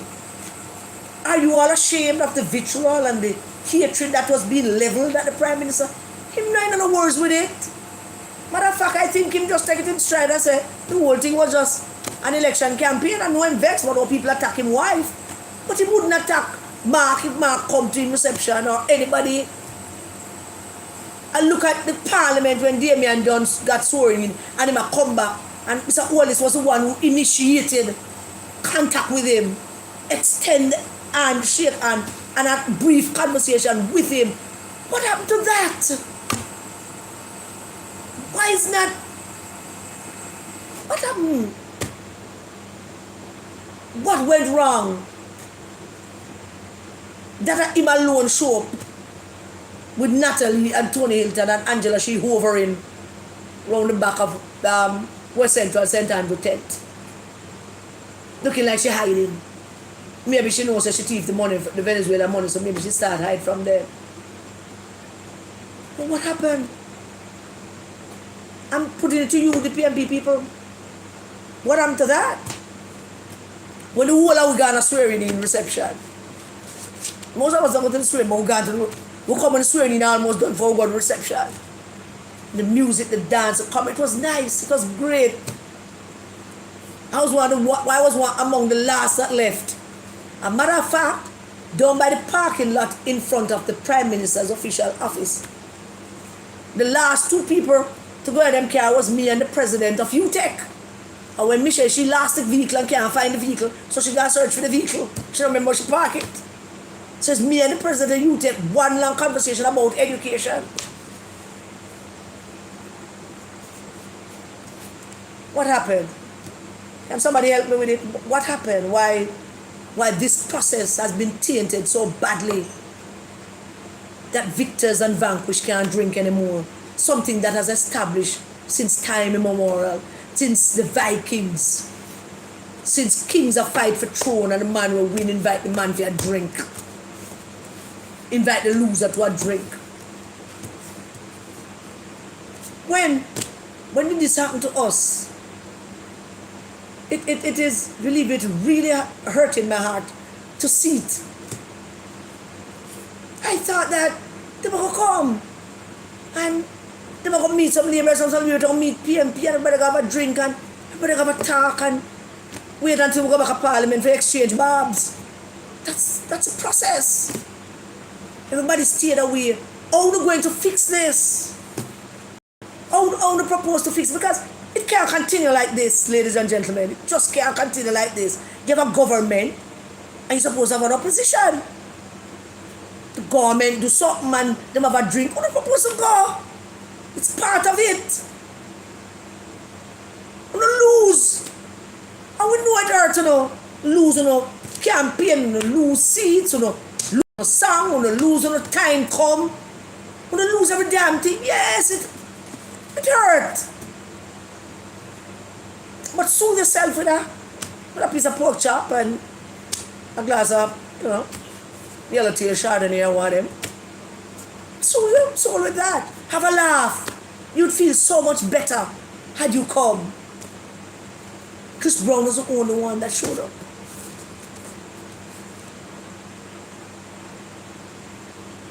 It is baffling to me the way you're behaving. Not showing any leadership. And then when you're giving interviews to talk about when I go Parliament, go hold government accountable. Let me hold a talk with you, Nikisha Burchell. I stop calling side chick long time because some woman in my life who I consider to be very important had said I should stop, and I stopped. So I'm not calling you that anymore. But you barely win a seat. Barely win South St. James. A seat with you will probably not win again.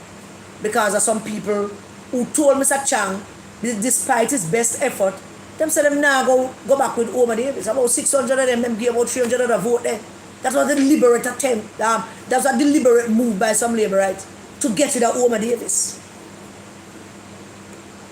So your stint down in South St. James is short-lived. And your argument, your first argument is that you go Parliament, go hold government account. What government? Do you know anything about Parliament? Familiarize yourself with the surrounding of Parliament. Go read something. Go talk to some parliamentarians who have been there longer than you about procedures and stuff. Go do something you know what you're going to hold government accountable. For what? What are you going to hold government accountable for? Because if anyone go in there, go try to obstruct government. I don't know. Your job is to go represent the people of South St. James. First and foremost, that's the first job you have.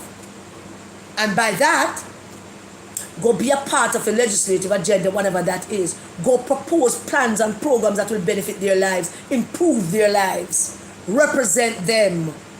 When some people talk about something that affects them, talk for them. How do you go hold government account? Which government you go hold account?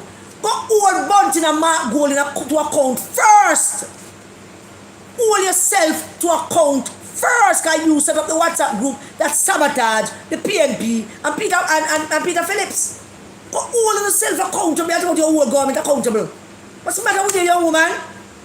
Go change your clothes, go buy some clothes, go get some proper parliament clothes. How about that? Hold yourself accountable first. You can't hold nobody there accountable for nothing. You don't know nothing about where you're going into. You don't have a clue. I could run rings around you and I've never been to parliament. About parliamentary procedures and all of that. Go buy some clothes and make sure them fit and we're not seen up under your kuya. But you hold people accountable. I watched the swearing in of the members of parliament and I think the opposition newbies them were terrified. I think they were absolutely petrified, wondering to themselves, what did we do? All the people that elected Dawes. You know your Dawes never signed up to be a member of parliament, right? Dawes signed up to be Minister of Health. But him not no Minister of Health. So him only have one choice now that's represent you. Do you have any faith going to represent you or be a good representative? Because him not Minister of Health. Him not Minister of nothing. Him not in charge of nothing. Not even the coffee where I'm going to drink him in charge of. Nothing in charge of. Him is just an ordinary member of parliament. Collecting him $14 million a year. Come there and charge it when it's time for him to charge it, just like everybody else. Because he never signed up for the member of parliament thing. He signed up to be minister. The whole of them in there signed up to be minister. Wavell Hines was getting ready to take a last minute flight on September 4th to go down to Tokyo because he signed up to be Minister of Sports. Well, him not going to be that. Him is not that. It's still Miss Babsy. Thank God. It is still Miss Babsy. So now the hard work of representing, actually representing people, that we don't know if them can carry. But we will be here to find out. Because me not gonna wear, only the good die young. I'm not a good nor young. So there. Them never sign up for this. Bunting signed up to be Deputy Prime Minister and Minister of Finance. Does he might come to get him Ministry of Health and him car and him whatever and walk around like a peacock. Wavell Hines, him don't know him head from him Bedford. I suspect him is also a one-term MP. Not casting any bad omen on nobody because we want the people of the various constituencies to be adequately represented. Them deserve that. Them foolish enough to elect, who must at least represent them.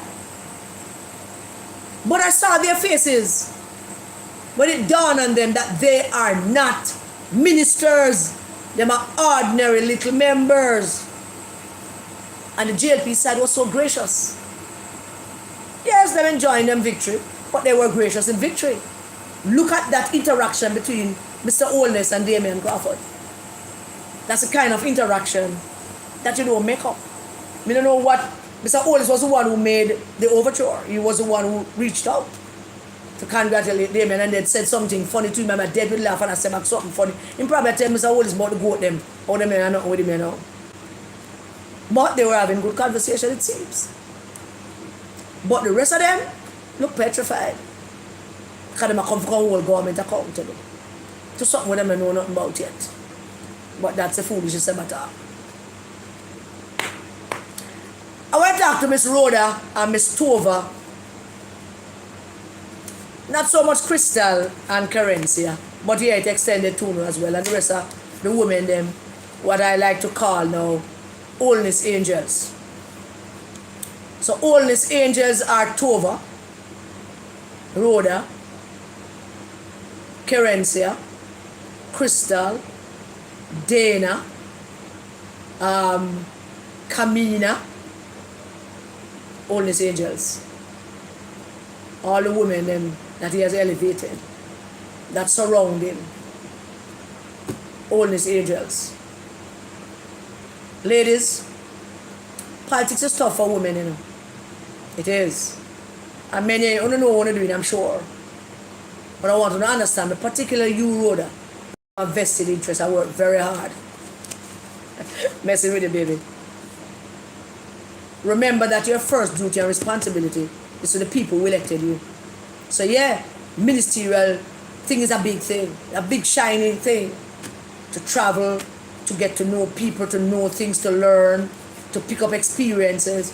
Mr. Olis did what he did, not only to give the government a shiny new look, and for the government to look like it represents the best of us, and for the government to be sharp and with the best minds, but also to train you, all of you, his angels, all his angels, all of you, to train you, to prepare you for the big job, whatever that big job is. It's also his way of showing, of establishing preparation for succession planning. That is that too as well. But none of that is possible if the constituents voting out. So the constituency days are very, very important. The habits that you have developed with your constituents must be maintained. Those habits must be maintained. People can't call on and not get to know. People can't come to the office for soon. I never come the week, I come off the island. Me I want to know. Me I tell you at that sink many careers. Pay attention to your constituents. It is because of them why you are there. Learn at the ministerial positions that you have. Develop yourself and understand the world and the politics and the protocols and the issues, whatever those are. Don't take on too much things and ask the ministers them not to give you too much things because they have consequences. I only knew at this. Just a warning to you, all these angels, to learn to balance between that new job, new responsibility, and the constituency that you represent in terms of providing service to the people. No matter start driving your window up. No matter every time them stop you up on the phone. Don't do that, Rhoda. Don't do that, Tova. Well, Currency and Crystal know so enough to do that. Please. Let the people be your focus always. While you learn, while you grow, while you contribute. Let the people be the focus of your thing. Well, we're almost at the end now. Yeah, we're almost at the end now. Now at the inauguration reception, me and Wetty sat there on the veranda and we were holding court. Well, Wetty was holding court. She had Desmond, campaign manager, and we took a shine to each other. And we spent the whole night there. Took off our shoes, sit down upon Mr. Holding's veranda, and just there holding court. Everybody come and pay homage. I don't mean that the right way, please. But, so Wetty, one girl, big up yourself. Big up your crew. More and when you not come by the ice cream shop, you have to let me know, when you not come, so I can be there to make sure, so want to meet the kids and get to eat on the ice cream and be a part of the Jewsland community.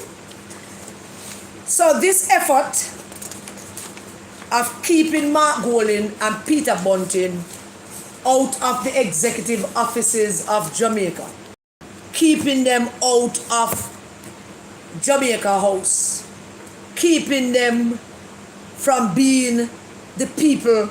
We're going to take some calls, not a lot, but we're going to take some calls. So don't hold on our horses and calm on yourself and don't lose your mind about nothing. Alright? So a whole heap of people contribute to make this happen. Because our full intention was to follow the words of the direction of the good Lord. And he was already leading. And all we had to do was follow. He was leading, we were following. So I met a lot of people at the swearing in. God, we met a lot of people at the swearing in. The swearing in was like a red carpet affair. I am boasting, I'm showing off. Every turn we were on a red carpet.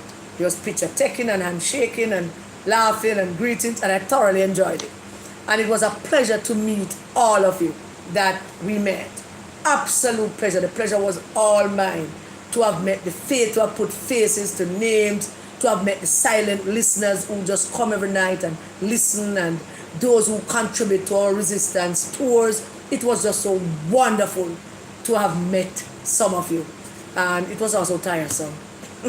And my shirt, when I look at my shirt when I came home, the shirt was full up of makeup and lipstick. If I didn't live with nobody, I get beaten at the night, trust me.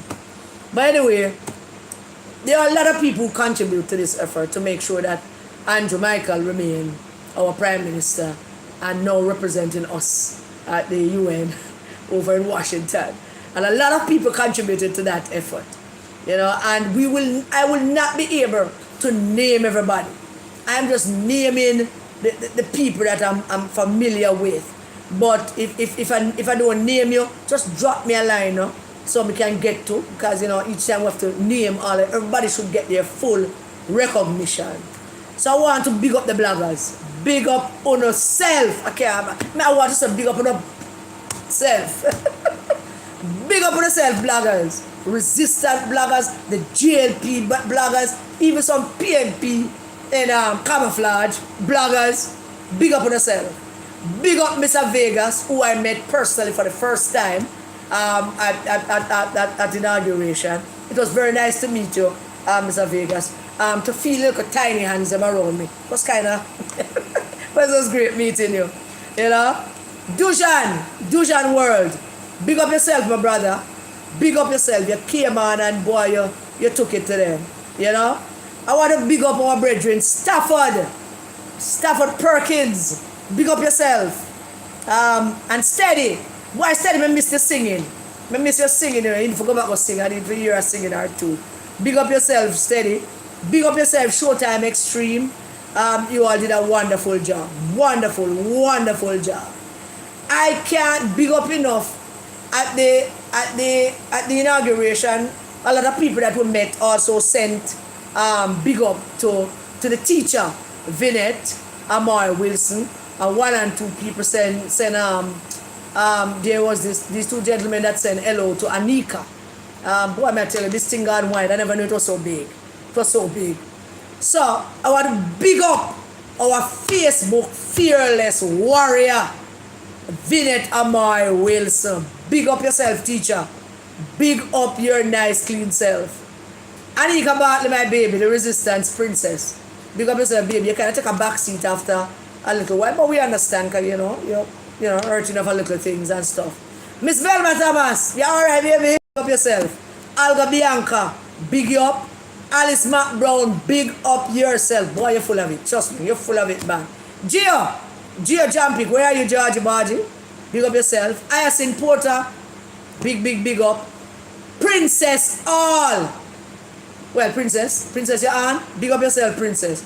Boy, I can't take some of your posts, but you have to say what you have to say. I'm supposed to say.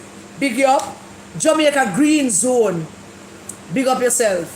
One Maroon Warrior. Only one Maroon Warrior, Natalie, JPU. Big up yourself.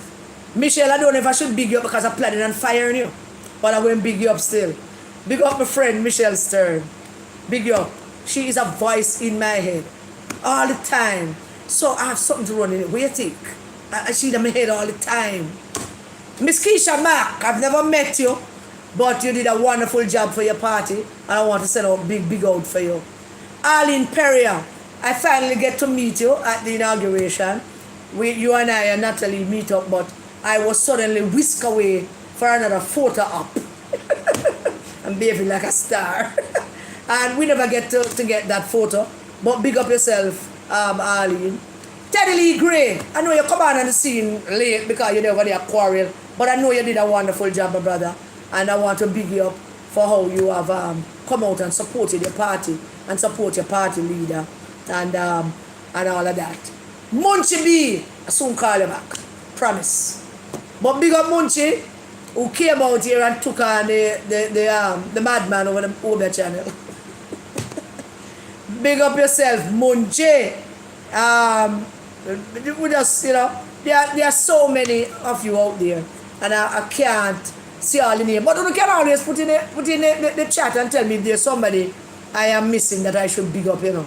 You tell me, you know.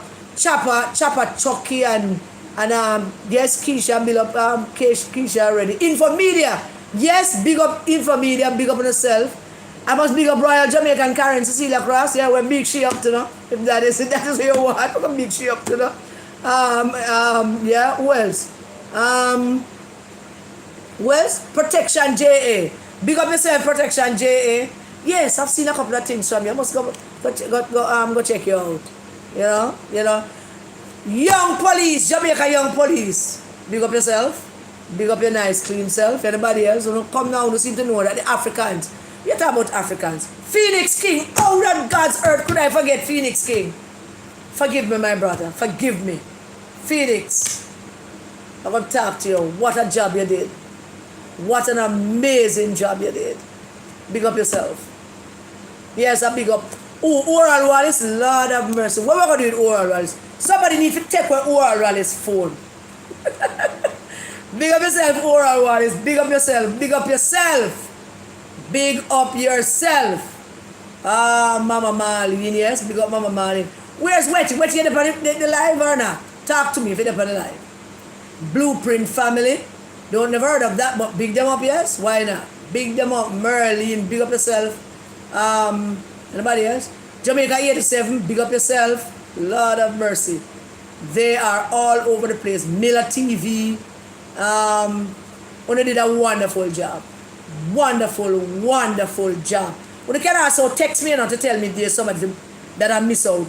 You can also text me and tell me if there is somebody that I'm good. Thank you for that. Big up on yourself. Big up on yourself. Now I want to big up some other people. I want to send a big shout out, big up. I mean the best kind of big up ever to the Jamaica Labour Party workers, operators, cluster managers, the people who are in charge of stuff. I really want to give you a big up. Do you know why? I want to stay focused. No matter what was going on, I was focused on what I'm doing and what the job that needs to be done, what was at stake and how we're going to do it. I want to really deliver. I want to big up Jamaica Labour Party workers. Big up on yourself. But I have to send out big up to my darling Damian Young. How are you doing, my darling Damian? Sorry you never make it to the swearing, you were away. But me and you and Mr. Ives have a... I think Mr. Ives want me and him have no drink. Mr. Ives don't like when me and you link up and Mr. Ives don't want me and him alone have a drink. So here's what we're going to do, Damian. Yeah, you're going to link up and we have a drink. Whatever it is you want to do, you just tell me. I want to big up the workers of Northwest Manchester. They did a wonderful job. Wonderful job. Yeah, Damian pick up additional votes from 2020, from 2016. I mean, everywhere you turn, one was picking up votes. So I want to big up and to continue the fight. I want to big up road workers them. And our campaign manager. They talk about focus. Focus is the new word. So I want to big up all the central Manchester people who did well. Who did well in one of the smartest voters around central Manchester. Throughout Bunting and retain the road. The smartest voters around are central Manchester. The second smartest voters are the ones in North Trelawney. I suspect there are some PMP people in North Trelawney who also help to deliver that seat for Miss Tova. Big up on yourself for doing the right thing. So, everybody just big up on yourself. I want to big up my special South Manchester friends. Lord of mercy, Bubbles, Cheryl. I make a stop calling name because that's going to get me in that trouble. But I have to big up Bubbles because Bubbles is the boss and he's in charge of everything. And if I big him up, I'm going to tell everybody now so I big them up. So I him never big up. Big up yourself, Bubbles. Big up all the people up in Ellen Street, up in what you call it again now, New whatever, Blenheim Town and all the rest of places. All the young people that I met, and we had conversations about your role in the future. And I talked about the young people in South Manchester. Remember, we have a plan, and remember, we are supposed to meet and, work out our plan as to how you as young persons can contribute to the development of the politics in your own area. And I intend to keep my promise on those things. I keep my promises, so you don't have to worry about that. All right, it's always great to hear from you. I hear from you today and yesterday. Yeah, and the day before that too. But it's good to hear from you. I will listen to you every day of the week, because every time I call you, I have something new to say. I'm big up. I want to big up my newfound friend in South Manchester, the one and only Kevin Foster, campaign manager for Ian Ives. My newfound friend for life. Wonderful job you did, sir. Wonderful job you did as a campaign manager for the first time. Boy, you were impressive. You were. Hey, Ian Ives, where are you? Where are you, Papa? All right, soon talk. Something up in yourself. Is there anybody I'm leaving out? I hope not. I want everybody to understand that we truly appreciate all the persons that have supported us over the last couple of months, last 4 years leading up to this wonderful victory for Jamaica. And we want to thank you for supporting the resistance. Those who help us financially to go on the road, those who call us, who send us things through WhatsApp. I want to big up especially man of God for your prayers and your kind words. I want to big up Moses. I want to big up Ray. Something. Get into this. Get into this. I want to just big up all of you for all the kind words and all the blessings you send our way. Every one of you that send us WhatsApp every morning. Every morning 200 WhatsApp. So I have to live with it. Thank you all so much for help to sustain us through prayers and the goodness of your heart and your blessings and I just thank you all. Thank you all on behalf of the resistance for that. That said, this is not over, and we have a long way to go. It will take different shapes going forward, I'm sure, but we will get there at some point. All right. That was supposed to be my final thing, but I want to say something. I don't busy with the Jamaica. I have no right to be involved in any internal things to do with the Jamaica Labour Party and how they conduct their business and all the rest of the things. But from what I observe from a distance, as a supporter to the Prime Minister, my Member of Parliament, is that when you have a man like Moreland and Mr. Chin, who actively engage in the same kind of things that Bunting them engaging against the PMP in 2020, actively went about to sabotage their party candidates. Them things that don't sit well with me. And when I see Mr. Moreland, he tweet out, I behave like him is some kind of paragon of virtue. And Mr. Chin, him, and the two of them went their ways and effectively sabotaged both Mr. Ives and Mr. James. In the case of Mr. Chin, a whole host of these people was Bunting bought out a whole host of his people. The day after election, the whole of them was coming in with fridge and TV and stove because of how Bunting bought them out, and they sold out a good man like Mr. Ives to a piece of chink, a cheap whore like Bunting. And those things are baffling to me, and I would imagine that Jamaica Labour Party have to manage and go deal with those things themselves. But to witness it firsthand, how Mr. Chin effectively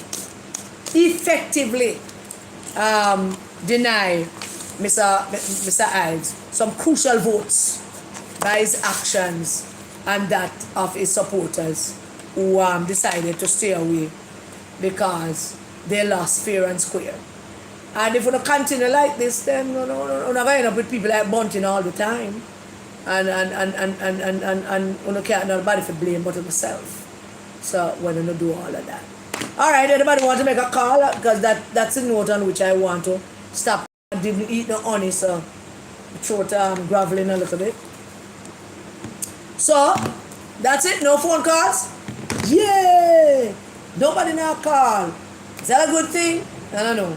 Let me hang on a quarrel and say I must hang on a second when I do that. So hang on a second.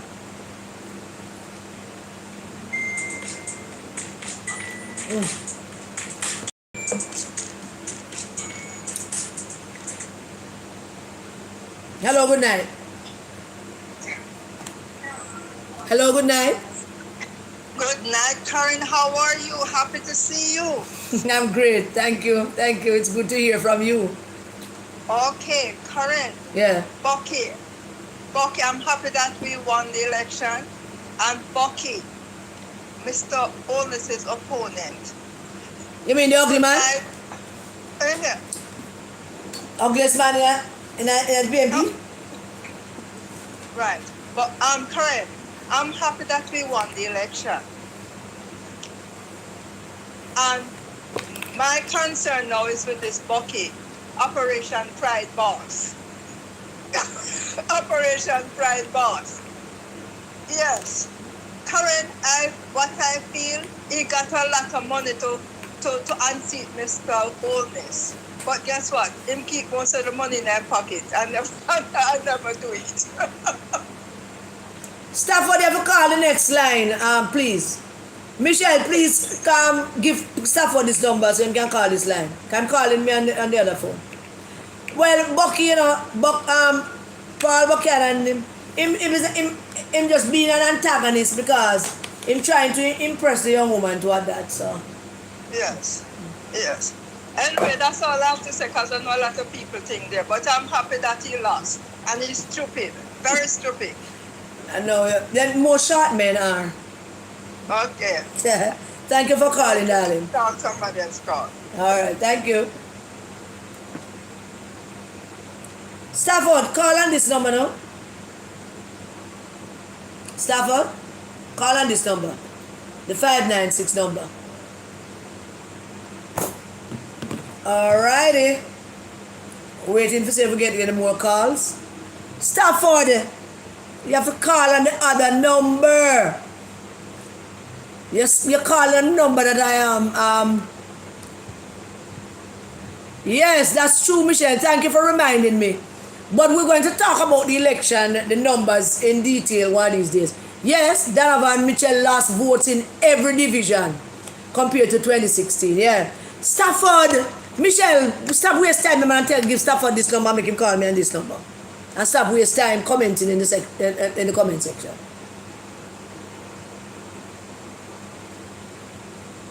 The number is on the screen. It's 596, remember, 1733. 596 1733. Got it? Stafford, call that number, 596 1733. What about KD? I don't think Mark Golden voted for Stacey. I think after the whole thing came out about what KD said about him, I think he went and voted for Mr. Chuck. I don't think he voted for Stacey. He couldn't convince me that he voted for Stacey. Yeah. Hello, good night. Hi, Karen. Hello, how you doing? Good night, my darling, and congratulations on an election well run and well. I am so glad that you were there along with others. Yeah, we were all here. Yeah. Yes, I can't call everybody, but big up on yourself because we say the MP Crystal Lee did it again. Of course she did. Of course she did. You know I love Crystal Lee, right? Yes, man. She did it. So big up to everybody, man. Yeah. I tell you, it was well run, and I tell you, when I say to people, I went out in my wheelchair because I would never miss this. I miss local government because I was worried about, there's no ramp at the place, at the polling station. So I was worried, but this time I organized with my MP's office and I said, listen, Yeah. get me there early, because when I late things, rain go fall and we can't come out. Yes. Get me there on time, and thank God and it was so easy. I mean, I took come lift up my chair, say, come, Miss Sarge, come and put you in. I said, wait, who knows? They came for you. They came for you. Yes, they picked me up in a special vehicle because I can't, from chair to wheel, the vehicle, it affected my back. So I went into one of these with a lift. Yeah. That they're just going there from the house. I just get out there. Don't have to be moving from vehicle to chair. So it was good. But when I went there, I had 6 persons lift the chair. They just come and lift up. 2 guys were in their orange suit. I said, come in, somebody, come in. See? Who are you yet? You see? I have the lunch, because I have the lunch. You see what I mean? You see what I mean? So I said to myself, this is how we're supposed to be. I mean, I didn't see them coming, but from they saw me, they head to the chair and they just lift me up, put me in the place. And I was like 5-10 minutes up out of there and back home. And them leaders behaving like nincompoop. Make them go in there and think. We're sorry for them, but sometimes I can't tell them they're going to go vote for me, because they see how things go on. But it was just good. I'm so happy. I'm still happy. Me still ring my bell once in a while at the house and ring the bell. Because we did get the bell from Belmont Road, Yeah. So we ring it sometimes, just to say, thank you, Lord. You are in this, God is not in God. Yes. Imagine all our money run. Would I get left behind? But God was in the midst of it and said, no. Yeah, well, money run all over the place, and it's part of the election process, and people buy vote and people help people. I don't like to think of it as a buy vote. I like to think of it as helping people. Yeah, man, helping people, man. I don't want you help me election day, not before election day. No. But you see, I feel bad. for the whole election day, some youth to come and after some youth go vote and come back, I said them come with a whole youth. And them come and say, boy, say, we want to vote, we want to do it, But I want pat, I want to put it on for the. It's not buying vote, you help somebody. No. Help somebody. Thank you so much for calling, my darling. I'm glad you went out and voted. But thank God we built it. Yes, man. Bless you. Keep up the good work, my dear. Kind of finish it. No, it isn't. Thank you, dear. Stafford. Easy now, my brethren. I've been sounding good. And really appreciate the fact that you all met up. I know you. It was a long journey. It was. It's a 5-year journey. It's a 5-year journey. I am so happy that I came on this journey with all you ladies. Yes. Remember the early days when we done with a meet? We talk about and come to this thing. Yeah. And I really hope that you remember Stafford? You remember that last time? Well, not last, but you remember one of our conferences with about nine of us on the phone, or we say when we're asking the question, what is our aim? Yes. You remember? Yes, man. And we say we can't have no more aim except to make sure them guys that don't get all of the country.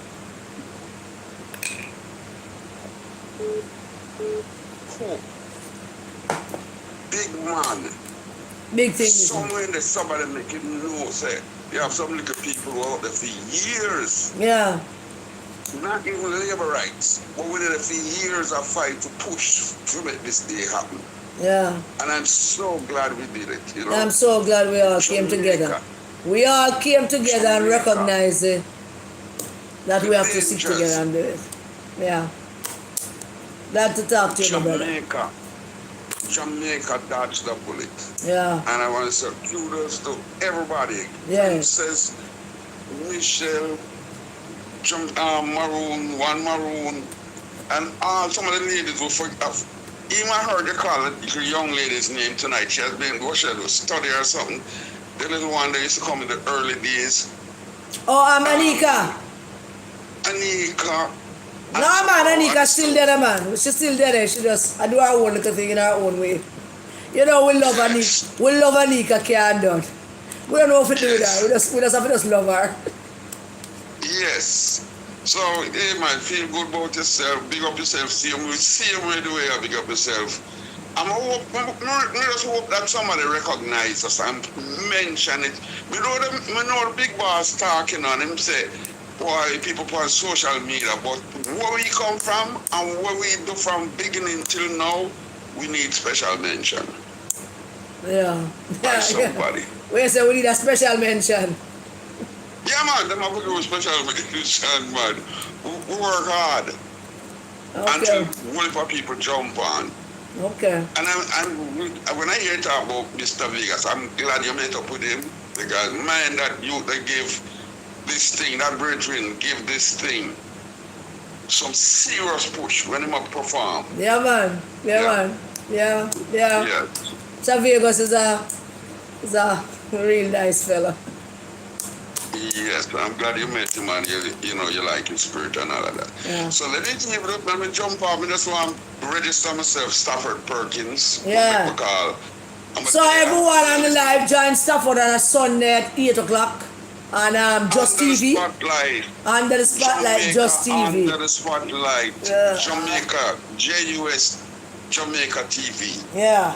Every Sunday, anytime between 8:30 and 9:30. Yes. Yeah. I'm going until when we do our 1 hour and a half. All right. So, but it's all good. Thank you. God all right, Stafford. Stafford. Keep doing the work. You too, Papa. Yeah, man. Now listen. We're going back and listen to the beginning night now because we kind of come on late. All right, Papa. Cool. Yeah, man. Yes, somebody else was calling. You can call now.